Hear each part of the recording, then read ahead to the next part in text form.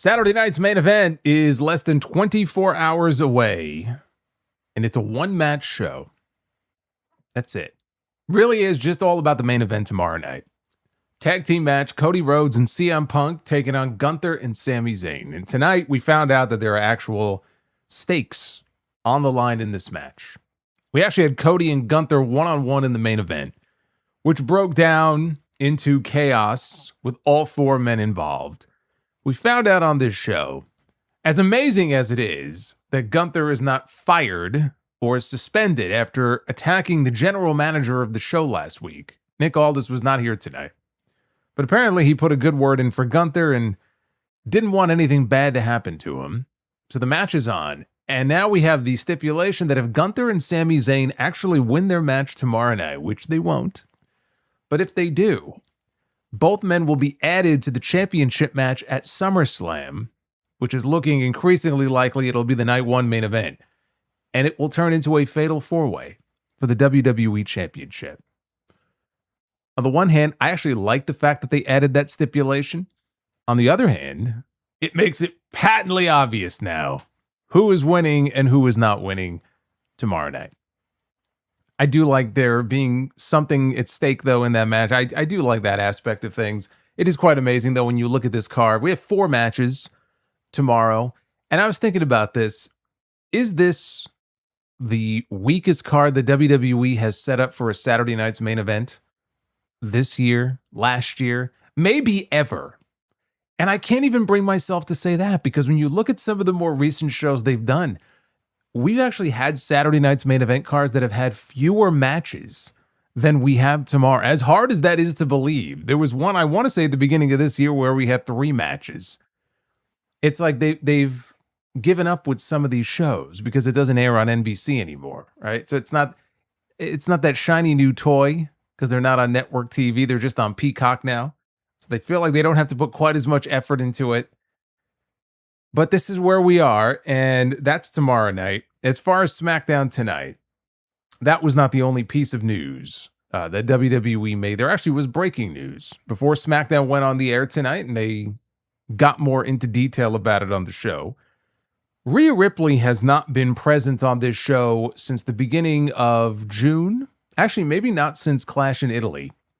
She was wrestling, I think it was a live event in Italy back in early June. But we have not seen her on SmackDown in quite some time. And she's the WWE Women's Champion, and now we're only a couple of weeks away from SummerSlam. Right? 2-3 weeks, whatever it is. Kind of odd. We got an update from her at the Power Slap event last week. She was asked about, what's going on with you? And she said, well, I've been dealing with a bit of an injury. I have a slightly torn meniscus, but it's in a very weird place, and I'm having trouble bending my knee, and I'm getting real close, but I'm not there yet. And so, we're just trying to get over the hump. And I said this the other day. I said, that doesn't sound good. That does not sound like a positive update from somebody who is bound to be on the SummerSlam card defending her championship. So just strip her of the belt. Let her take all the time she needs to get her knee back to 100%, because obviously you don't want her coming back if she's not tip-top. She's too important to that SmackDown brand. She's one of the biggest stars they have. And we'll just move on from this, because it's been bad enough that we actually have a women's world champion who is present every single week on Raw, but never defends her title. And then we have a champion on SmackDown who's injured and can't defend her title. Something's got to give here. So just strip her of the championship. And my suggestion was you could just make the Charlotte Flair Jade Cargill inevitable match that we all figured was going to be announced. You can always make that a title match at SummerSlam and put the belt on one of them. And when Rhea comes back, she's got a ready-made program to go back after her championship. Well, we now have an update on Rhea Ripley. She is, in fact, not going to be stripped of her women's championship. They are doing the interim title bullshit that we have seen done in other places like UFC and AEW. We know that Tony Khan loves his interim champions, and now they're doing it in WWE. This is the update from earlier. Adam Pearce, actually, they put a video out with him on social media. Adam Pearce is the interim acting general manager in the absence of Nick Aldis. And he announced that Rhea Ripley, again, she's been out. She's been recovering from a torn meniscus. And they're not quite sure. She's getting very close, but they're not quite sure when she's going to be medically cleared to compete. So she's out of SummerSlam. And so what they've decided to do, 5 women are going to be decided upon. 5 women are going to qualify for a ladder match at SummerSlam to crown a new interim WWE Women's Champion. And then upon her return, Rhea Ripley will come back and we will effectively have a unification match to have one singular, undisputed WWE Women's Champion. If you've heard me talk about the interim stuff before, and maybe I wouldn't mind it so much, like when Tony Khan has done it in the past, if it was like a one-time thing or an every now and then thing, he loves the interim title stuff. And when I was talking about it even then, people were like, well, you know, they do it in UFC. And I'm like, I don't give a shit. What does that have to do with my thoughts on interim titles? Because UFC does it, that means it's okay. Because UFC does it, I'm supposed to like it. I don't give a shit. Most of the time, if not all of the time, I think it is fucking stupid. And I'll tell you what's even dumber about it. They are so scared to take the title off of Rhea Ripley because they want so badly for her to still be the champion when Crown Jewel rolls around. Right? We could very well be looking at a situation where it's Rhea Ripley representing SmackDown, taking on Io Sky representing Raw. Whatever their plans are, I think that's part of what's going on here. And they desperately want to make sure that Rhea is still the champion. So they're going to do this interim title nonsense instead of doing the most sensible thing that there is to do, which is when you have a champion who was unable to compete and they are unable to appear, for example, at one of their biggest events of the year due to injury, you strip them of the championship and you do exactly what you're doing here. You can have a 5-way, you can have a 6-way, you can have however many women you want. You have a ladder match at SummerSlam for the vacant championship to crown a new champion. When the now former champion is ready to come back, they will do so, and they will be able to challenge for the title that they never lost. It's simple. Like, this stuff does not have to be overly complicated. There is no need. There is no need for there to be a second belt created, which for them, it'll just be a replica they'll pull from WWE Shop. I'm convinced most of the belts we see on TV now are just replicas from WWE Shop. And so they have to, now we have another champion. And now we're going to have this stuff where who's the undisputed champion and all that. I'm like, why? Why? She's already been out since the end of May. Just strip her of the championship and hold it up in a ladder match. But no, we have to do the interim title nonsense. Fine. Idiotic is what it is. And actually, we had qualifying matches tonight. Speaking of idiotic, we had qualifying matches tonight. We had in one of them, it was Nia Jax against Jade Cargill. And in the other one, it was Tiffany Stratton going one-on-one with Jacy Jayne. Jade Cargill is going to the ladder match at SummerSlam, which as soon as you heard that it was going to be Jade Cargill and Nia Jax, you had to figure that that was going to be the case. Which means that they're absorbing what would have been the singles match between Charlotte and Jade into this ladder match now. And look, it is what it is. Like, again, if this is what they're going to do, Rhea's hurt, it is what it is. I get it. Because Charlotte and Jade, two of the bigger names in the division, why wouldn't they be in the ladder match? Fine. I have no issue with that. I'll get to the actual matches and how those played out here in a little bit. And in the other match, it was Tiffany Stratton, the United States champion, against Jacy Jayne. Tiffany Stratton, Minnesota girl. Going to SummerSlam, she will be in the ladder match. Jacy Jayne, thanks for coming. There is no spot for Jacy Jayne in the ladder. Unless they do some sort of last chance qualifier, she will not be in the ladder match, which is absurd to me. But then I also, I kind of scribbled down a list when this announcement, this news first broke earlier of like, well, who would be in this match? Who would make sense to be in this ladder match? And you have the obvious names. Charlotte Flair, Jade Cargill, right? There's 2 of the 5 right there. You have Alexa Bliss. Alexa Bliss, they already shot an injury angle right? Jade broke her arm last week. She's out. You ain't putting Alexa Bliss in there. You already shot the angle. So she's off the table. You have Tiffany Stratton. Now, she's already got the United States Championship. She should be defending the U.S. title at SummerSlam. There's really no need for her to be in this match. Now, she is a former world champion, true. But in a perfect world, they would have already had a program set up for her. But of course, they don't. And so I get it. I understand why they would want Tiffany in this match. Minnesota girl. She's been going around doing publicity for SummerSlam, right? Oh, coming to my home state. I can't wait to go back home. Yeah, but you got no fucking opponent. They've set nobody up for her. Who is she defending the U.S. title against? What have they set up for her to do at SummerSlam? Nothing. So, of course, you're just going to put her in the ladder match. So, Tiffany Stratton, Charlotte Flair, Jade Cargill, right? That's 3 right there. Who else do we have here? Put the baddies on the side, all right? Put the baddies on the side.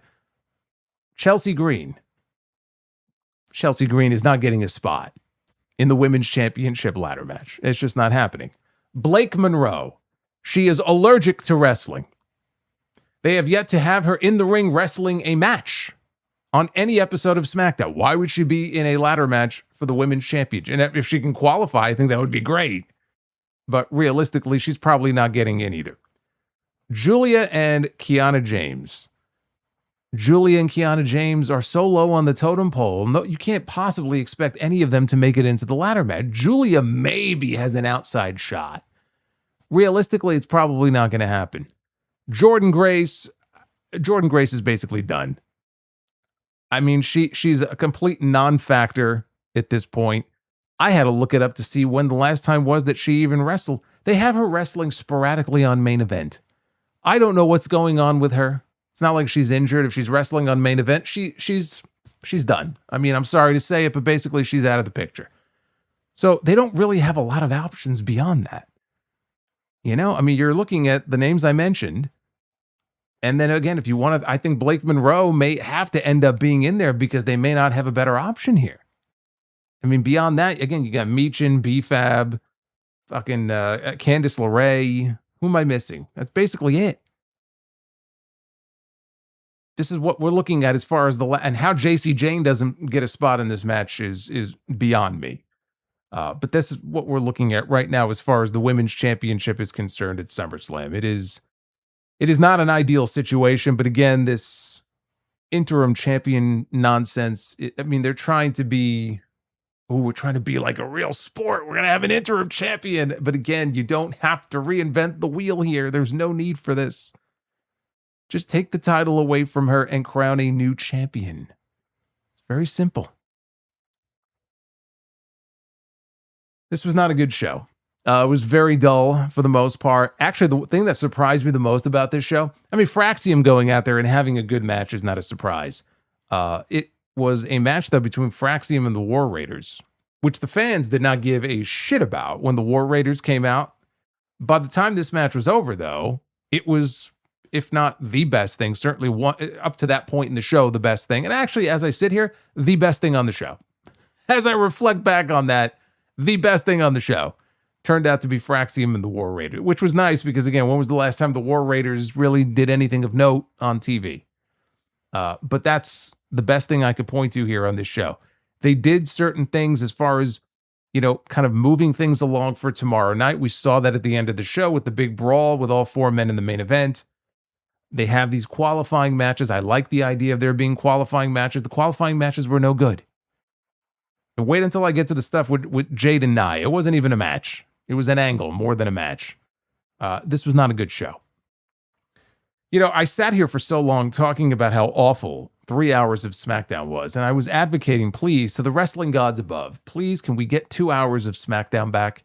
And I feel like now I need to start a petition to get SmackDown from 2 hours to 1 hour. Maybe 90 minutes. We'll compromise. How about that? 90 minutes of SmackDown. This is what I'm going to be advocating for from now on.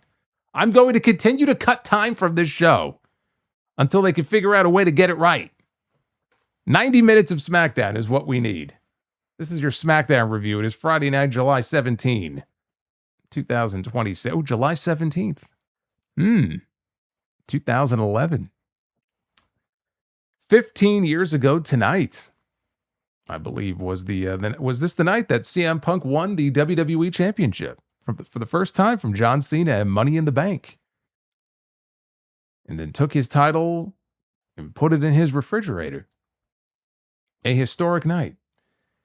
Like and subscribe. Super chats are open. We will be reading all of your messages at some point here during the stream. We're going to hang out. We'll answer your questions. We'll do what we do. And then if we hit the likes goal, which we're going to find out right now what that goal is, we will be doing our Be the Booker segment a little bit later on. Hey, Nico. Yeah, Nico's been going crazy here for a while tonight. All right, here we go. Let's take the wheel for a spin. See what we have.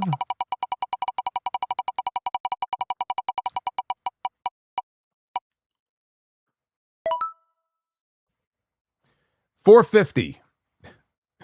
The wrestling gods. Yes, it's like Lucha Underground. A gift from the gods would be 90 minutes of SmackDown. 450 likes is what we're going to need. Hey, True Crime Unleashed. Thank you for the super chat, brother. We're right around 250, so we need, what, minimum 200 more likes? I think we could do that. And we have a bonus goal going in the chat as well, so you guys work on that. I'm going to work on this. Happy birthday, oh, is it Daphne's birthday? I didn't know that. I didn't know that today was Daphne's birthday. How old would she have been? Oh, what a sad tale that was. Anyway, let's get into this show here. We'll start from the very top. And the top involved Gunther. One half of the tag team on the heel side tomorrow night. It's Saturday night's main event, coming to the ring by himself, but not until they recap the events of last week's show, which included the SummerSlam challenge being issued between Cody Rhodes and CM Punk. They will be wrestling for the WWE Championship. And then to close the show last week, we had that brutal attack by Gunther on Nick Aldis, putting him in the sleeper hold repeatedly until Cody Rhodes came out to make the save, and then the show went off the air. And then Brie mode was activated. Thankfully, that also happened off the air. This one happened on the air, though. Venom Katetsu with the $25 Brie mode. We heard Brie mode tonight. I think I had my head down. I was taking some notes here. And then I heard Brie mode, and I looked up, and I was like, dazed. Thank you, Venom Katetsu. So after all the recaps and all the bullshit, Gunther made his way down to the ring. And he talked about, priding himself on being a professional. But he felt that he's been mistreated ever since joining SmackDown. Yeah, you don't say. You don't say. It's been quite the journey for Gunther this year, from how he started 2026 to where he is right now. He said the truth is that he should be the WWE champion right now. And Gunther blamed Aldis for making this very personal by forcing him to team with Sami Zayn tomorrow night against CM Punk and Cody Rhodes. He said that Sami was beneath him. So that brought out the interim general manager, Adam Pearce. Pearce said that on the subject of Nick Aldis, Gunther should be thanking him for sticking up for him and saving his job. Because if it were up to him, he would have fired Gunther. But Aldis basically asked for him to stay, keep the tag team main event tomorrow night intact. This includes the stipulation, which was news to Gunther, but the stipulation that if Gunther and Sami Zayn win their match at Saturday night's main event, the two of them will be added to the main event at SummerSlam between Cody and Punk to make it a fatal four-way for the WWE Championship.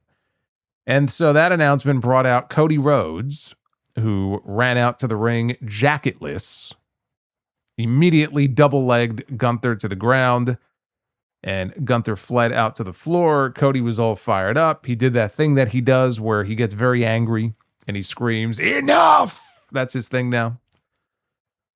Like a substitute school teacher when the class is just out of control. Enough! He tries to sound all tough. Like he's gonna whoop that ass. And so he talked about Gunther slamming that car door on his head, which bloodied him up a few weeks ago on Raw. That's what took him out of the championship match with Sami Zayn, which then paved the way for CM Punk to take his spot. And that's why CM Punk is now the WWE champion. He hasn't forgotten about that. Said he was going to drop Gunther on sight. So he also said the road to Saturday night's main event runs through Albany, New York, and he challenged Gunther to a match tonight. He looked to Adam Pearce to make it official, and so he did. And that is how we ended up with our main event tonight. Yes, you all like that, right? Enough! See, Cody doesn't say it as deeply as that. It's not intimidating enough. That's the problem. Like, I can see, like, if he had, his kid or whatever is misbehaving at home and just, he starts yelling, enough! Like, the kid probably looks at him and just laughs and walks away. As far as adding the stipulation, I like it.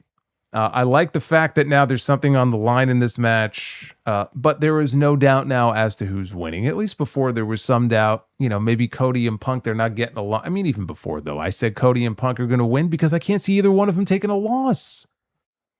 This is what I just talked about on the sound off. I said, we got this main event coming up this weekend, and I'm going with Cody and Punk to win, if for no other reason, because I cannot imagine either one of them taking a pinfall loss in this match. This only solidifies it.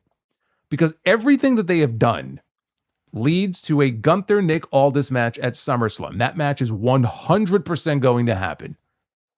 And no, they're not having Gunther wrestle both nights. We went through this with Obafemi. Nobody is wrestling both nights. That's the match they're doing. Gunther is not wrestling for the WWE Championship. And frankly, I don't want to see a fatal four-way.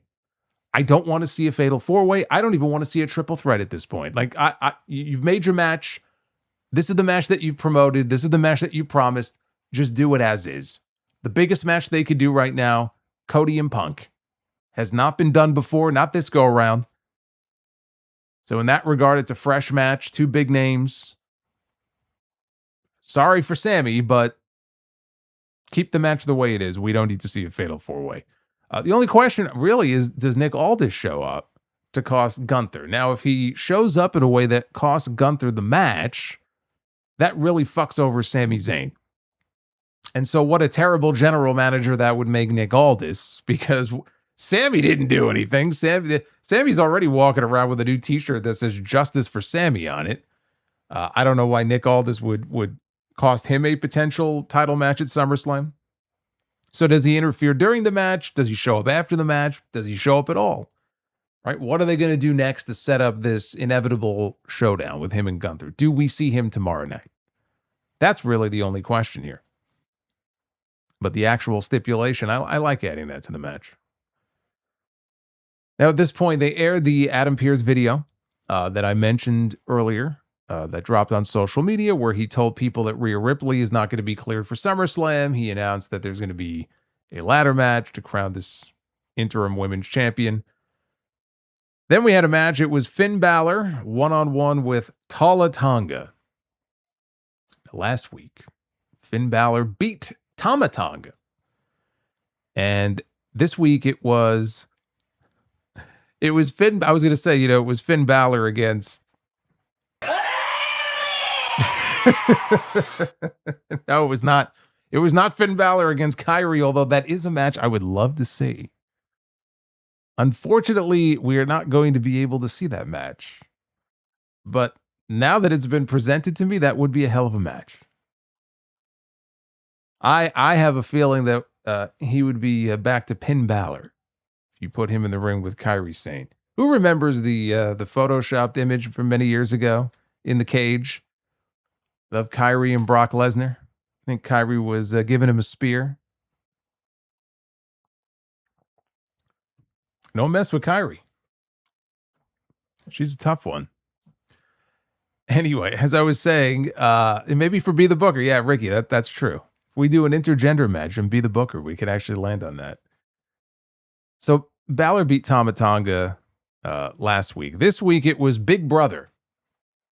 I say Big Brother. He's technically Little Brother, but literally he's Big Brother. So that's what this match was. Coming out of a commercial break, Talla dropped him with a running power slam for a 2 count. Bálor made a comeback. He was looking for the coup de grace, but Tonga grabbed him off the top. He was setting up for a Talla T-bomb. Bálor reversed that into a DDT, though. Tonga provided the distraction, which gave Talla the chance to mow down Bálor with a big boot. Again, though, Bálor made a comeback. He took down Tama outside with a sling blade on the floor and then finished things off on Talla with a double stomp for the win. And that pretty much puts the stake through the heart of what's left of the MFTs, because now Finn Bálor, who I would always call Pin Bálor, because rarely would he win a match, has now gotten back-to-back wins over both remaining members of the MFT. So it is not looking good for those two on SmackDown. I don't know what, if anything, is next for them, but it is not a good position for them to be in. CM Punk confronted Nick Aldis backstage and just wanted to confirm that what I heard earlier is accurate about this stipulation now for this tag team match tomorrow night. He said he's more of an old school guy. He prefers it be one-on-one. Pierce said, look, I understand, but it's official. It's already made. Punk also had doubts about Gunther's intentions later. He said he thinks Gunther is just trying to hurt Cody physically. So he said he was going to go find Cody for a chat. And as Punk turned around, he ran right into Damian Priest, one half of the WWE Tag Team Champions, who thanked Punk for the shout-out last week. When Punk was running down the list of all the names that he would love to defend that championship against, he mentioned every single name except for Cody Rhodes. Remember that? He mentioned Sami Zayn. He mentioned Royce Keys. Mentioned Damian Priest. Trick Williams. But he wanted to make sure that Punk knows that if Punk is still the champion after SummerSlam, Priest is going to be waiting for him. And Punk said, well, I hope so. And I hope that you're still tag team champion, because me and Cody are going to go on a tear in the Garden tomorrow night. And then maybe we'll go after those tag team titles. Please don't. I know we're kind of desperate when it comes to tag teams here in this company, but we don't need that. We had JC Jane one-on-one with Tiffany Stratton. This was a qualifying match for the ladder match at SummerSlam. Laney Reed and Fallon Henley, they ganged up on Tiffany before the match. Actually, all three of them did. When we heard Brie mode, and here comes Paige and Brie Bella, the women's tag team champions. They ran out to fight off the challengers for tomorrow night because they are defending against Fatal Influence. So that left JC all by herself for the match to begin. And they went to an early commercial break. After that, on my screen in Netflix, because I was watching this with my ExpressVPN. And normally when they go to a commercial break, it goes dark for like 4 or 5 seconds. And then it comes back and it gives a countdown clock in the corner of the screen. It says back in. And then it'll say 3 minutes, 90 seconds, 2 minutes, whatever it is. They go to a commercial break here, and in the corner of the screen on Netflix, it says back in 183 minutes. Now look, I know that the commercials on these television shows are out of control, but this is just ridiculous. I mean, I know it feels like we have 3 hours worth of commercials every single week, but to tell me that we'll be back in 3 hours, we've gone over the edge now. We've just gone completely over the edge. And so, by the way, it stayed that way. It's clearly a glitch. It stayed that way for the rest of the show. It counted backwards from 183 minutes. So I never knew for the rest of the show how many actual minutes were left in these commercial breaks. It's at 170, 140. These are the longest commercial breaks I've ever seen in my life.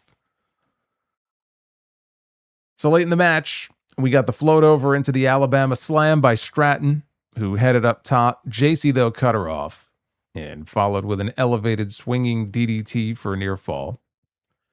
JC went for the rolling encore, but Stratton avoided it, hit a springboard stunner. And the prettiest moonsault ever followed for the win, which sends the United States champion into the Women's Championship ladder match at SummerSlam. Hey, Chicago 4 MBK. Thank you for the gifted membership. eWeb187 was just gifted a membership courtesy of Chicago for MVK. Look at that, the gift of giving here on YouTube. So yes, Tiffany Stratton advances to the ladder match. And I figured Stratton was winning just because she had a belt. JC doesn't. And as I said earlier, SummerSlam is in Tiffany's home state, and she's going around doing media and publicity. And as I'm coming across these like YouTube clips of her doing these interviews, I'm like, does she even have a match set up for that show? And the answer is no. So then they announced this match, and I'm like, they're going to bounce JC Jane out of this thing before she even has a chance to qualify.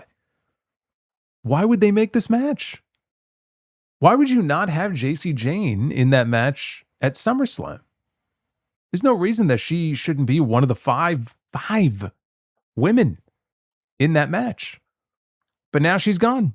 She's already bounced out, and Tiffany Stratton, who doesn't need to be in there, is now going to be in the ladder match. I guess that's their way of getting her on the show because they had nothing else for her otherwise. That's an indictment on the SmackDown writing team.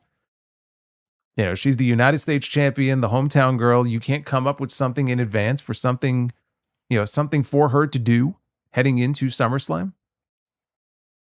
Boy, they're awfully lucky that Rhea Ripley, you know, was forced out of this show and that they came up with this match, because had they not, I don't know that Tiffany Stratton would have been wrestling at SummerSlam. I guess at least now she gets a spot on the show, but I think it's bullshit that JC Jane is not going to occupy one of these 5 slots. Now, I expect Fallon Henley and Lainey Reed to win the women's tag team titles tomorrow night, but man, they have done no favors to this Fatal Influence crew. After the first like couple of weeks, because they debuted, I thought it was good. Established them pretty early, and it's just been it's been very flat, if not downhill from there. So, yeah, I mean, I think they'll win the tag team titles tomorrow night. I mean, if they don't win the tag team titles tomorrow night, after already losing a non-title match to Paige and Brie Bella, then that's it. That's it. I mean, I don't know what to say at that point. They must be winning the titles tomorrow. But I still think JC should have gotten a spot here. We got some pre-tape comments. I am from the learning tree. Shut the fuck up.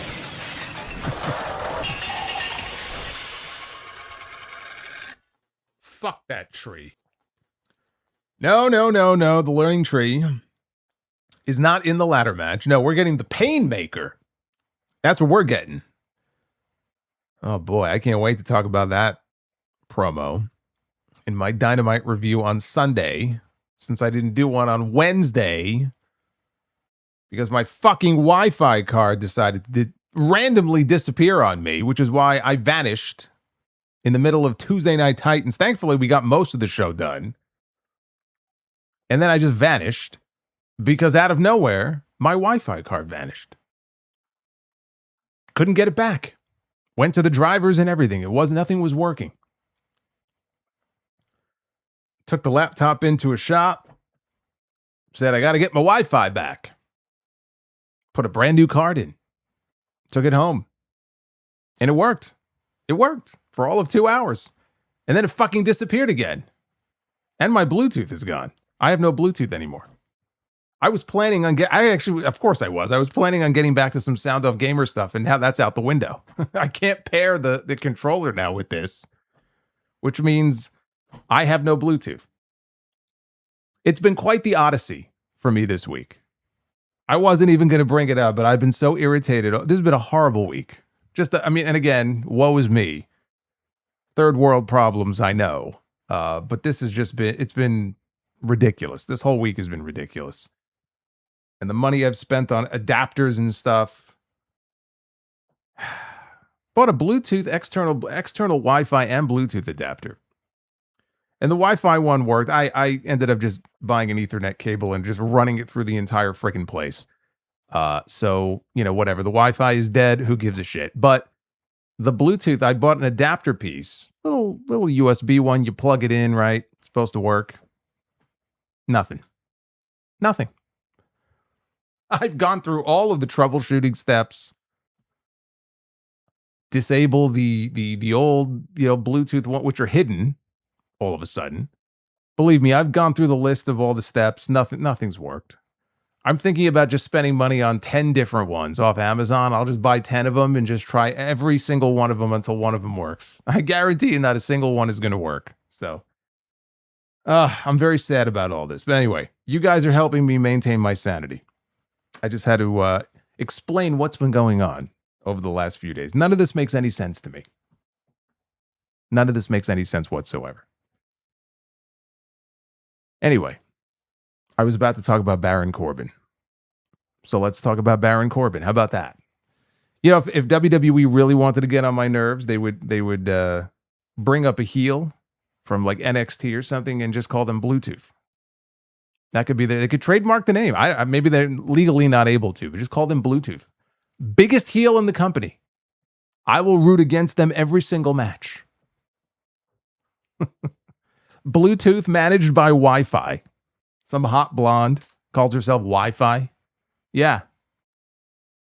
Biggest heels in the business. Baron Corbin, though, after his surprise return last week during the Trick Williams-Carmelo Hayes non-title match on SmackDown, he had laid them both out. He said, a lot of people around here think that they're tough, but he's the real deal, and he will bring reality crashing down upon them. He tells his opponents to smile when they can and enjoy what they have because he's coming for it all. He's coming. Blake Monroe is still coming every week. We'll get to her in a little bit. In the back, though, live, Jackie Redmond is with Trick Williams, and Trick calls Corbin a big bald-headed bitch. What is this obsession on wrestling television this year of just calling bald men bitches? Bald men have really they've been in the crosshairs this year. I think it started with Ricochet, but I feel like the bald insults have been going back and forth all year long. It's very strange. That sounds very TK-like. What, having a heel named Bluetooth with a manager named Wi-Fi? Can make him a tag team. I mean, that works too. Carmelo Hayes interrupted. Two of them bickered back and forth. Hayes said that he knows Trick knows that Melo is the better of the two of them. Trick says that Hayes hasn't done anything in 2 years on SmackDown. Meanwhile, he's been on SmackDown for less than a year, and he's the hottest thing to hit the show. And then he ranted about grown folks talking or some such thing because everybody on this show, they got to spit out their catchphrases every 5 seconds. Can't cut a straight promo. We'll just spit fucking catchphrases out every 2 seconds. This is what he's been reduced to, by the way. So whatever, they were going back and forth, and nothing was really accomplished here in this segment. But Baron Corbin is coming for everything. He's coming for it all. We had another women's ladder match qualifier with Jade Cargill against Nia Jax. Same Nia Jax, who has not wrestled on this show since the end of May. That was in a loss to Chelsea Green. In fact, she hasn't wrestled anywhere since the end of May. Jade missed right away with a pump kick. Nia caught her with a Samoan drop. Then a leg drop, only got 2. Nia missed with a leg drop off the middle rope. And that gave Jade the opening to hit a spine buster, kind of. Not a great one, but a spine buster nonetheless. All of a sudden at ringside, there's a commotion. Now, I swear to you, I don't know, my mind just went there. She was wearing like a very bright, colorful outfit. The way she was dressed, I thought Sol Ruca had hit ringside to beat up the baddies. I was like, what's she doing here? But no, it was Charlotte Flair. I don't know if she was trying to cosplay as Sol Ruca. I don't know what she was doing. Charlotte Flair showed up. She beats up Michin. She beats up B-Fab. She hits the ring. She attacks Jade. Instant disqualification. The match is over. That's it. Just like that. And I'm watching this and I'm like, that now sends the woman that you hate so much to the ladder match at SummerSlam to potentially win the women's world championship, or I'm sorry, the interim women's world champion. Fuck this interim shit. But yeah, not very smart. Not very bright, but that's what she did because Jade Cargill now is going to SummerSlam. But Charlotte's not done yet. So after the match is over, Flair goes and grabs a chair from outside. She was about to stomp on Jade's arm with the chair, just like Jade did to Alexa Bliss last week. But the baddies pulled her out to safety. And so they announced Jade as the winner. Oh, she had the Hardy Boys outfit. Is that what it was? The only thing we were missing was Charlotte out there doing this, doing the Jeff Hardy dance. I'm sorry. She looked like Sol Ruca. Anyway, they announced Jade as the winner, and angry Nia Jax then squashed Charlotte in the corner in the King Kong Bundy avalanche. That's the first thing I thought of, the avalanche. Such an old school move. Squashes her in the corner because Charlotte had her back turned, and then Nia just left. And that gave the baddies the chance to get in the ring, pick the bones, and then Jade laid out Charlotte with Jaded. This was fucking awful. This was terrible. I hated everything about this. This was such a colossal waste of time, is what this was. Now, in the back when this was over, Nia and Lash Legend, they were complaining to Adam Pearce, about what just happened. What are you going to do? And so Pearce made a match for next week. Nia is going to get another shot. Nia is going to get another shot to qualify, but this time it's going to be against Charlotte Flair. And so that match is now official for next week. And I love how all of these general managers are just constantly rewarding bad behavior. Don't you notice there's like a trend that's been going on? Gunther goes out there and he physically assaults one of the general managers of the show. That's how SmackDown ended last week. Gunther went in there and beat up his boss and wasn't suspended. He wasn't fired. Then you had Charlotte Flair, actually Jade Cargill, breaking Alexa Bliss's arm in a chair. She's then rewarded with a qualifying match to potentially challenge for the interim women's championship, which she will now do. And then Charlotte Flair interferes in the qualifier and is rewarded with a qualifier of her own next week. Is it any wonder why nobody ever learns their lesson? No one ever learns to respect authority and respect the rules, so they continue to break the rules and beat up the authority figures here on these shows. We need somebody to put their foot down. We need a general manager or a commissioner or somebody who will be able to put their foot down and lay down the law. These men are clearly incapable of doing that. Stop rewarding bad behavior. In the back, Jackie Redmond spoke with Gunther, who says that Cody forced himself into Gunther's business, and so he will beat some rationality into him. As far as tomorrow night, he doesn't care really at all about Sami Zayn. He doesn't give a shit about him. Meanwhile, Candice LeRae wheels her husband over, who is still planking on a crate. And she's telling Gunther, you got to go in there and, the two of you and Sammy, you got to win this match so that you can go on to SummerSlam and make it a fatal four-way and challenge for the championship. She and Johnny, they need Sammy to win. Gunther has no idea what to make of this. As this is going on, in the background, I spy Blake Monroe in the shadows, lurking in the background, watching on. So Gunther exits, and as soon as he leaves, Blake decides to go in for the kill, and she ambushes Candice LeRae from behind. And she beats the piss out of her. Then she introduces herself to her.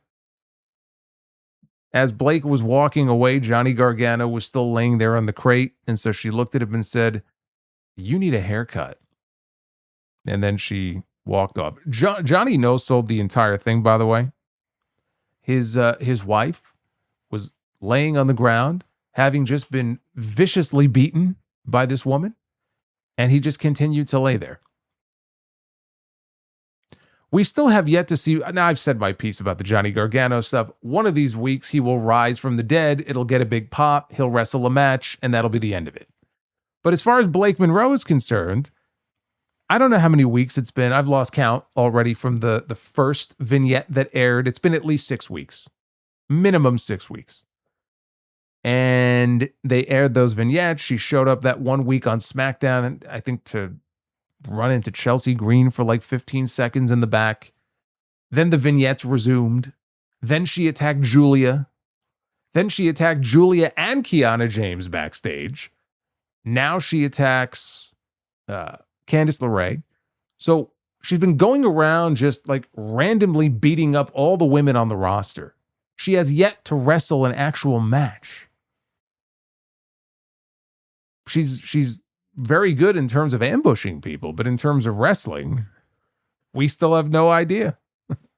It's unbelievable. And now they have women that they need to slot into this ladder match, and realistically, she should be one of them. But like, what sense would that even make at this point? I hope she gets in. I hope so, because I'm not sure who else they're going to put in there.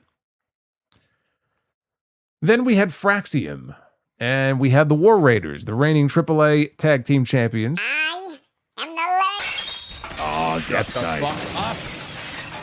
Coming in hot. 6 out of 15 on that bonus skull. Fuck that tree.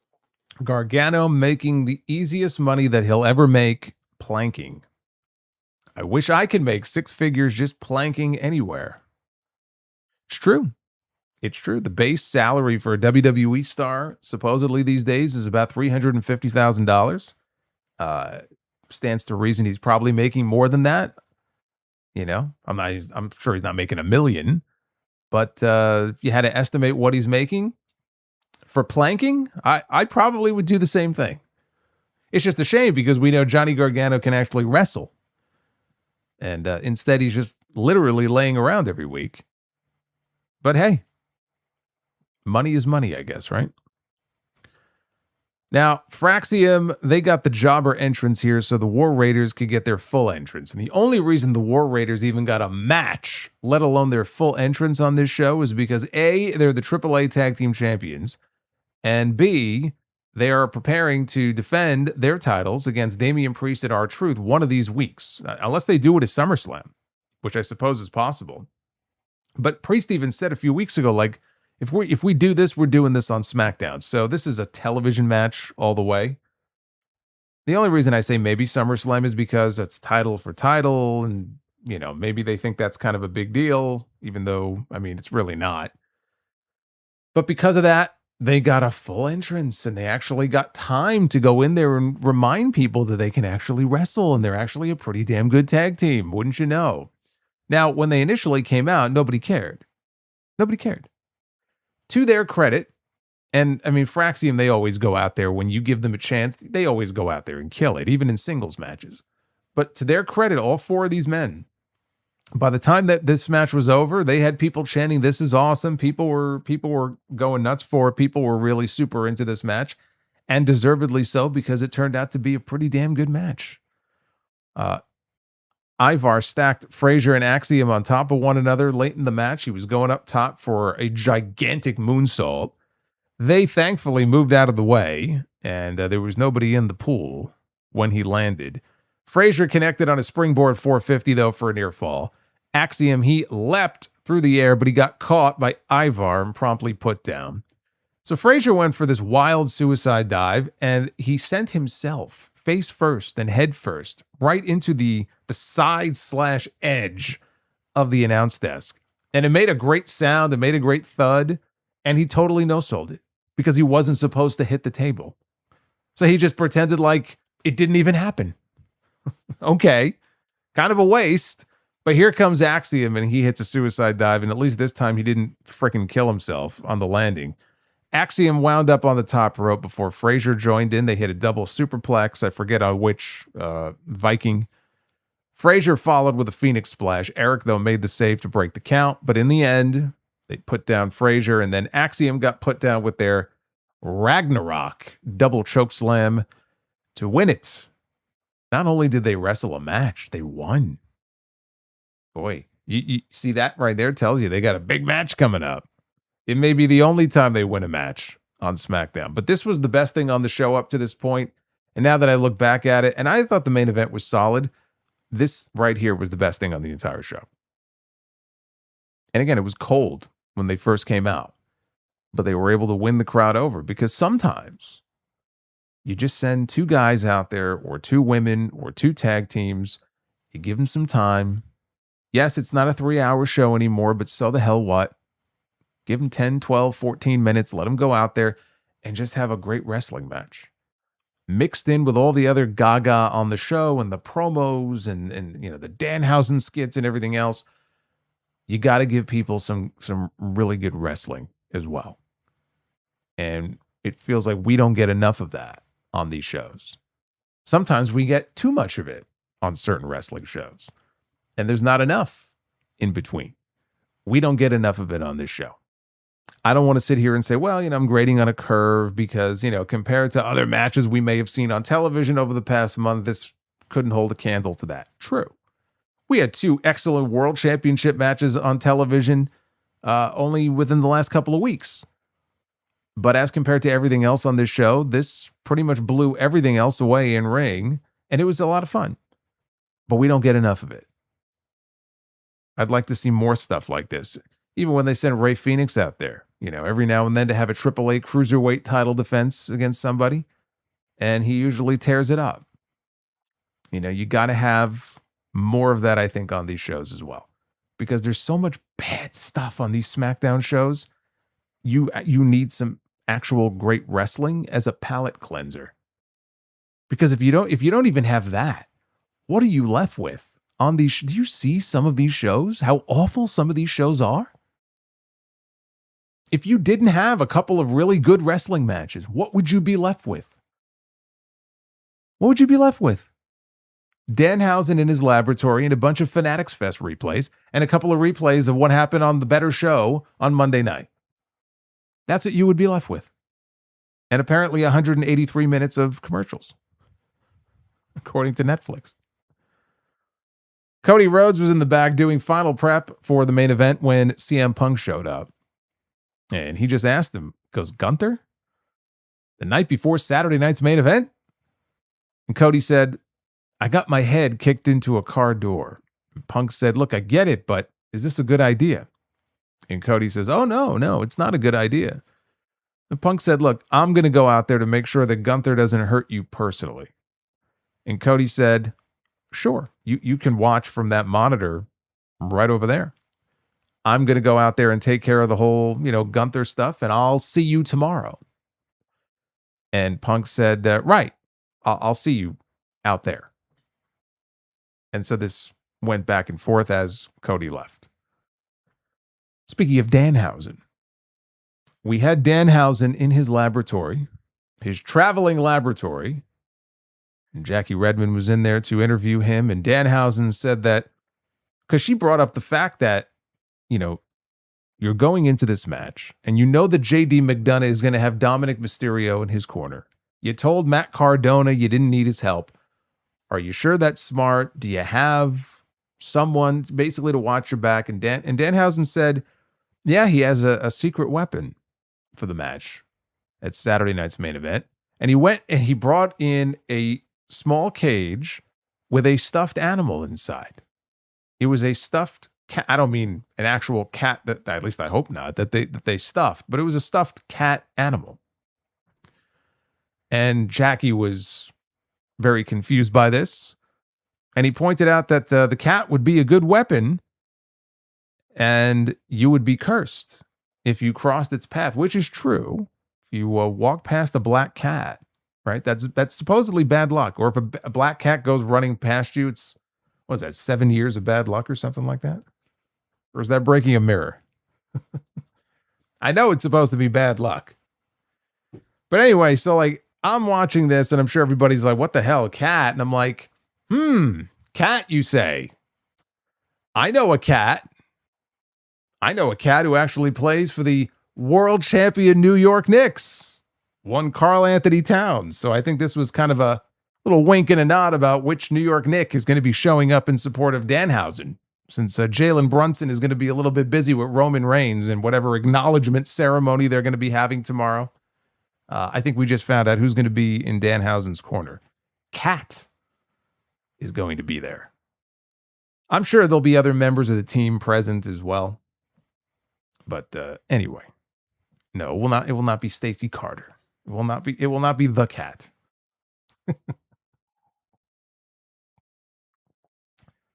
Carl Anthony Towns. Yes, watching SmackDown gives you 7 years of bad luck. It feels that way, doesn't it? I do sometimes feel like I'm being punished. Bash says, "Oh, I didn't think about that." Bash says it could be the Bearcat. It could be Bearcat Keith Lee. No, Ernest Miller. No. Nobody would even know who he is. Are you kidding me? Do you think this audience would even know who the fuck he is? Do you see the people that go to these shows now? They have no idea who Ernest Miller is. I'm surprised that they would even know what the initials WCW mean. They probably figured WCW was a thing every Wednesday on fucking X. They have no idea what it actually stands for. The main event. Let's talk about this main event. I am the Lord. As soon as I say main event, he shows up. Of course. Fuck that tree. Of course he does. As soon as I say main event, he can't help himself. Jericho must show. Actually, to his credit, Jericho, since he's come back, has not been in any real main events. He's right where he should be. He's in the mid-card working with other people. So I can't really complain about that. But we had in the main event, Cody Rhodes against Gunther, who entered first, but Cody jumped him on the stage and the fight was on. Cody took a hard spill, though, out to the floor ahead of a commercial break. And Gunther had control of things when they came back. Cody bounced back, though, with a Cody cutter and then a disaster kick and one more Cody cutter. Crossroads got blocked, and Gunther, he kicked the back of Cody's leg. So he was targeting the leg. He dragged him over towards the corner. He rammed his leg up against the ring post. And then we heard, and out he comes. We hear the music. Here comes the WWE champion, CM Punk, and Gunther is mocking him. And I'm not even sure if this may have aired during the commercial break, but he's mocking. But well, let me know in the chat if this aired during the show or if this was something I saw during the commercial. But Punk comes out, and Gunther is mocking him. He puts Cody on his shoulders. He's going to give him a GTS, but Cody got out of it and took him down. And I think at this point they cut to a break. There's no way this happened during the break, and then they cut immediately to another break. Although this is WWE, so honestly, at this point, nothing would shock me. Yes, he kicked his leg out of his leg. So now Gunther was punishing the bad leg with a single leg crab. Cody got out of it. He started targeting Gunther's leg with kicks.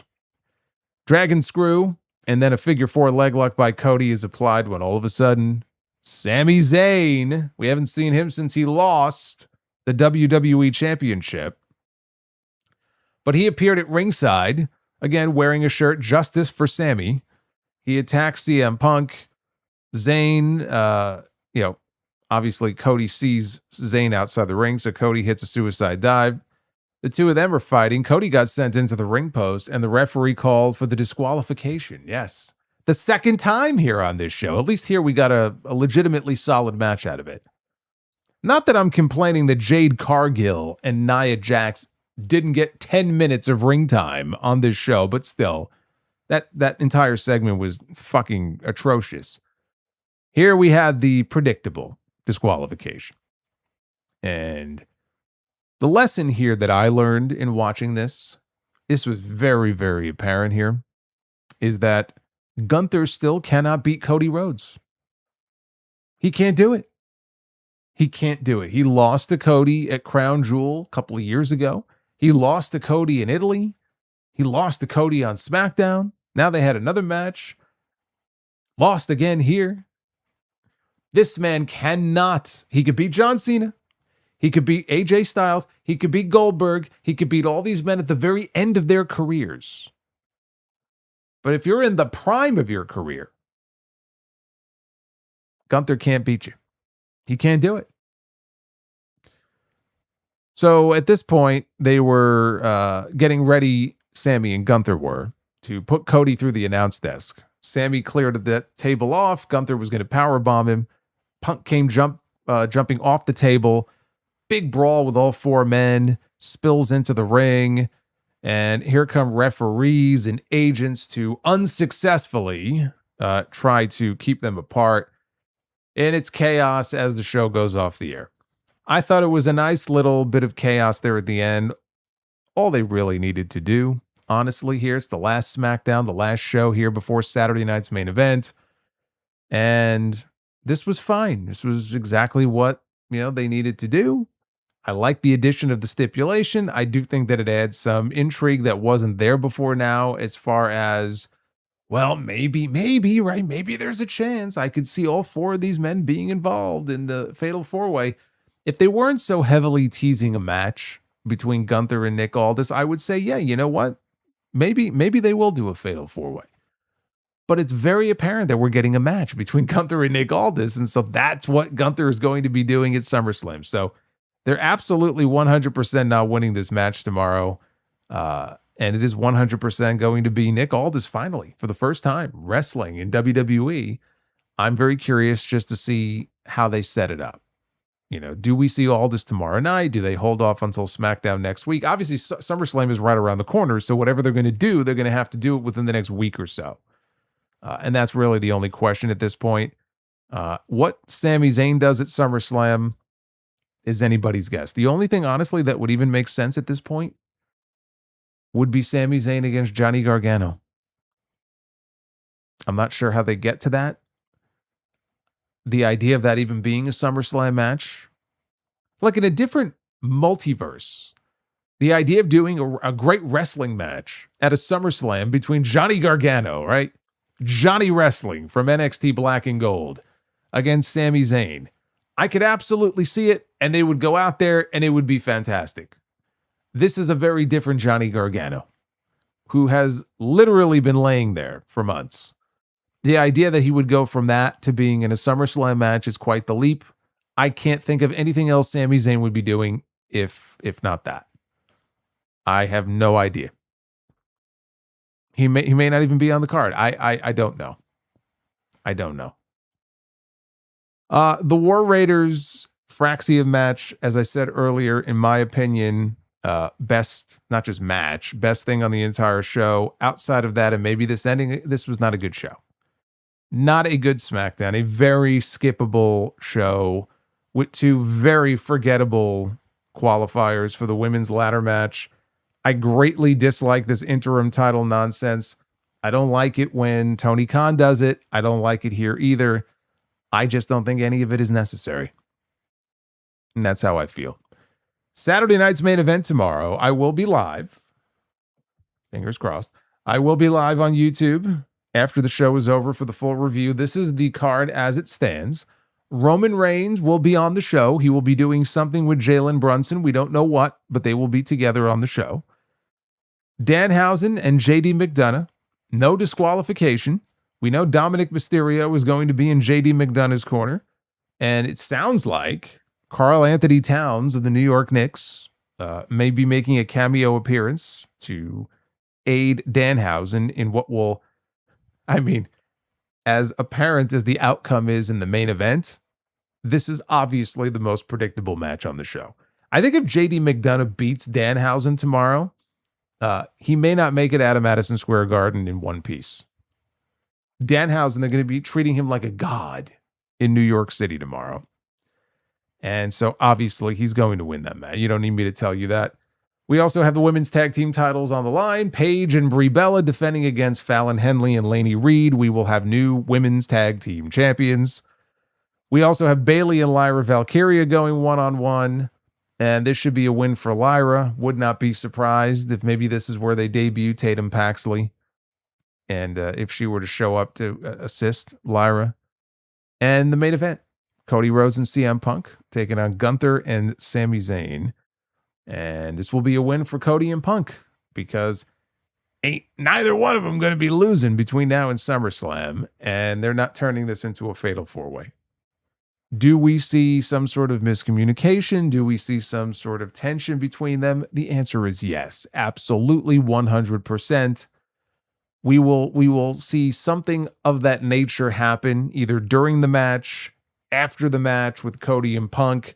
Tempers will flare, things will heat up, and we have 2 weeks left, I think it is, until SummerSlam, and things will hopefully really begin to build to where we can get that 1 week on SmackDown. And maybe it's next Friday, but that one episode of SmackDown with that one truly money promo between CM Punk and Cody Rhodes. We haven't gotten it yet. It's been very buddy-buddy, the way they set it up last week, right? Punk saying maybe subconsciously, this is a match that we've both been avoiding because we're both friends and I don't want to do anything to jeopardize that. I'm so happy you're friends. Well, cut the bullshit and let's get down to brass tacks here. Clearly, you guys have a lot on your mind, I'm sure, to share about one another and the journeys that both of you have taken to get to where you are today. So why don't you talk about that? Let's hear it. Let's have it out, right? We still have to get that. That's what's really going to, look, people are going to want to see the match regardless. But in terms of like selling that main event, we still have to get that. Maybe they just do a contract signing like they did with Roman and Seth this week, which is so just trite and played out at this point. But as long as we get that verbal exchange, that's really what I'm waiting on there. Because I am looking forward to the match. Even though they may run Roman and Seth as the main event on night 2. They have more history together. It's Roman, right? So, Roman got the night 2 main event, but he got the night 2 main event also because, him and Punk was the bigger match than Cody and Randy, which they sabotaged. TKO sabotaged that. They didn't see it that way, but that's basically what happened. So it made sense for Roman and Punk to get most of the spotlight and the attention this year at WrestleMania. Roman and Seth will probably get it this year. But the main event that I'm looking forward to is Cody and Punk. So let's take a look at your super chats. We got a bunch of them to go through here, and we also have to check where we are on the goal, which was 450. We are at 428, so we're still 20 or so short of the goal. We gotta get that up. We're very close. Yeah, it's a good point. We actually have 2 main events coming up for the 2 major shows in August in WWE and AEW. World title main events that are based on friendship. We have 2 friends. I respect you. I love you, bruv. You're my inspiration, bruv. And then here we have 2 men who, maybe we've been avoiding this because we're friends. It's a little much. We need some heat. We need some heat between these men. Death Scythe. Start with you. Bruv. Back at the 2022 Royal Rumble, Seth came out to the Shield theme music and dressed up in the Shield attire to play mind games with Roman. What if Roman returns the favor by doing the same at SummerSlam? Wouldn't really fit the whole tribal chief thing if he came out any other way but with the Ulafala around his neck in the way that he usually does. I'm not saying he can't come out in the tactical vest, but it's not something I'm expecting.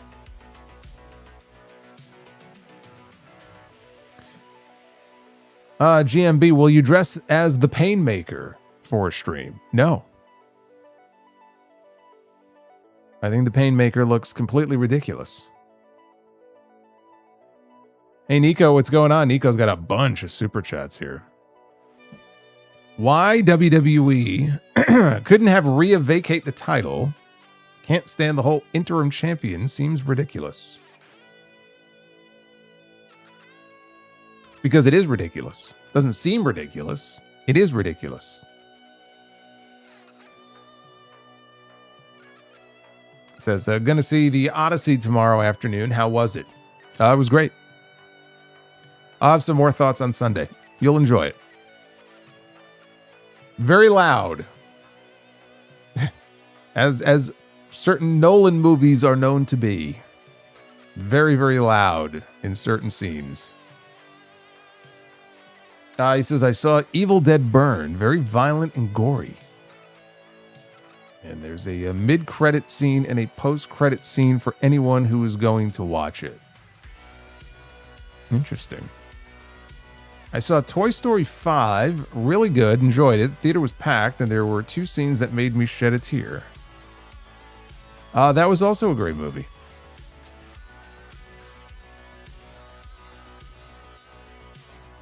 I don't know how you felt about the promo between Ospreay and Omega, but when Will said they're going to be like Goku and Vegeta, I put my head down and cringed. Yeah, I'll include my thoughts in my Dynamite review on Sunday. It'll be on the sound off. Who do you got for the ladder match at SummerSlam? We don't know all the women in the match yet. So it's kind of impossible for me to make a prediction as to who it's going to be until we know who's qualifying. Just based on who it looks like is going to be in the match, I think we're looking at Charlotte or Jade. You know, Tiffany's in, but it's not going to be her. Think you're looking at Charlotte or you're looking at Jade. It's pretty much one of those two. The last thing we need is Charlotte. Or not Charlotte, but Rhea and Jade when we just got it a couple of times. We got it at WrestleMania. We got it in Italy. We don't need it again. That leaves Charlotte Flair. Someone on IG asked Bianca if she watches WWE since she's been out. She says no. I don't blame her for not watching the pro. Well, I don't believe that. I believe that she does watch Montez's stuff. The rest of the show she might not watch. I don't blame her. Why would she watch it? The fucking show is awful most of the time. Believe me, there are plenty of weeks where if I didn't have to, I wouldn't watch it either. Nico says, I don't see Joseph Stewart here, but Solo, did you see that Warner Brothers pushed The Batman Part 2 to February of 2028? I did. I'm still skeptical that GTA 6 is coming out this year. People aren't going to want to hear that, but I still think it's going to get delayed again.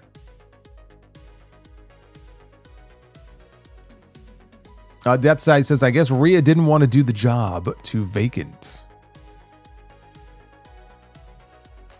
Live, laugh, love, lie. I like Fallon Henley. So does Aaron Solo. Broly. Based on WWE logic, why isn't there an interim title holder for World Women's Championship since Liv has not defended it in over 100 days? Yeah, I said this the other night. I think it was on TNT. We need to reinstate the 30-day rule. I know they haven't abided by it in many, many years, but we need to bring it back. We need to bring back the 30-day rule. If you do not defend your championship at least once every 30 days, you're stripped of the title. This is just out of control. Absolutely out of, and that goes for all titles. Tag team titles, singles titles, all titles.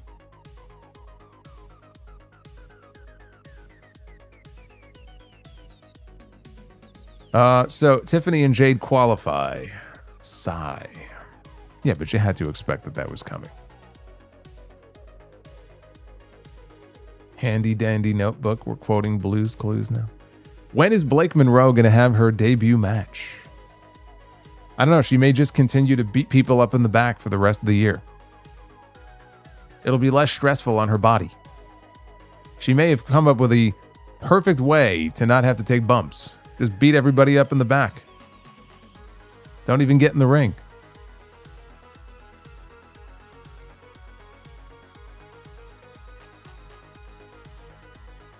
Fried chicken. I hate what WWE did with Obafemi's booking. It's not logical. Sometimes I feel like Triple H keeps trying too hard to define logic. Yeah, I mean, I talked about it on Monday, the Obafemi explanation. They tried to shoehorn one in there 2 weeks later, and it just made the situation worse. And there are still people out there who, after he said that on Monday, were like, oh, this is great. I don't know why people are complaining. This is the perfect explanation. Those are the people that WWE is catering to. Logic does not come into play with these people. Deathside says, I watched Evil Dead Burn, and let me just say, if this was the meanest entry in the Evil Dead franchise, then I'm expecting Evil Dead Wrath to be on crack. I'm talking NC-17 territory. I never got into the Evil Dead movies. I probably should. It feels like something as a fan of the genre that I should have, been all caught up with. Nico says, Solo, there's video of Cody doing field goal kicks at Fanatics Fest. Hope he doesn't quit his day job. Yeah, I noticed that in the Fanatics Fest stuff that they showed on the show tonight, they conveniently left that out. They didn't show that. Gee, I wonder why. Death Scythe says, I'll use 2 Cannibal Corpse albums as the perfect analogies. If Evil Dead Burn was butchered at birth, then I'm expecting Evil Dead Wrath to be Tomb of the Mutilated. I mean, I'll take your word for it. I'm completely lost. But okay. I'm sure that will make sense to some people here.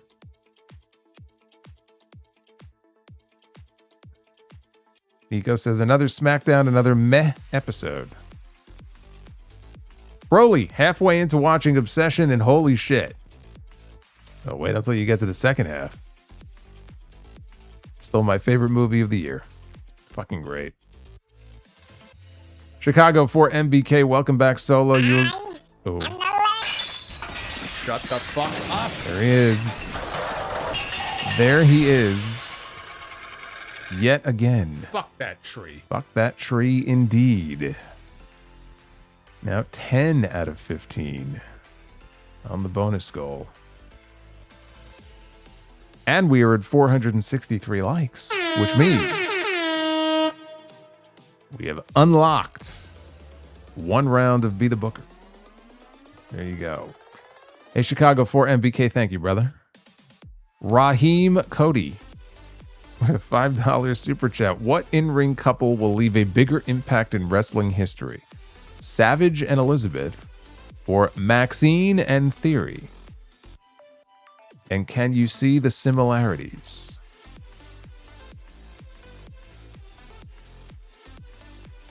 I do believe that you're just trying to get under my skin, and it's working. Dried chicken without flavor with a $5 super chat. England fans, including the wrestlers, wanted to see the World Cup trophy come home, but Leo Messi from Argentina said that don't work for me, brother. Yeah, I watched Dynamite the other night, and I saw Alex Windsor and Jamie Hayter brought that up. They were very upset that England let them down in the World Cup.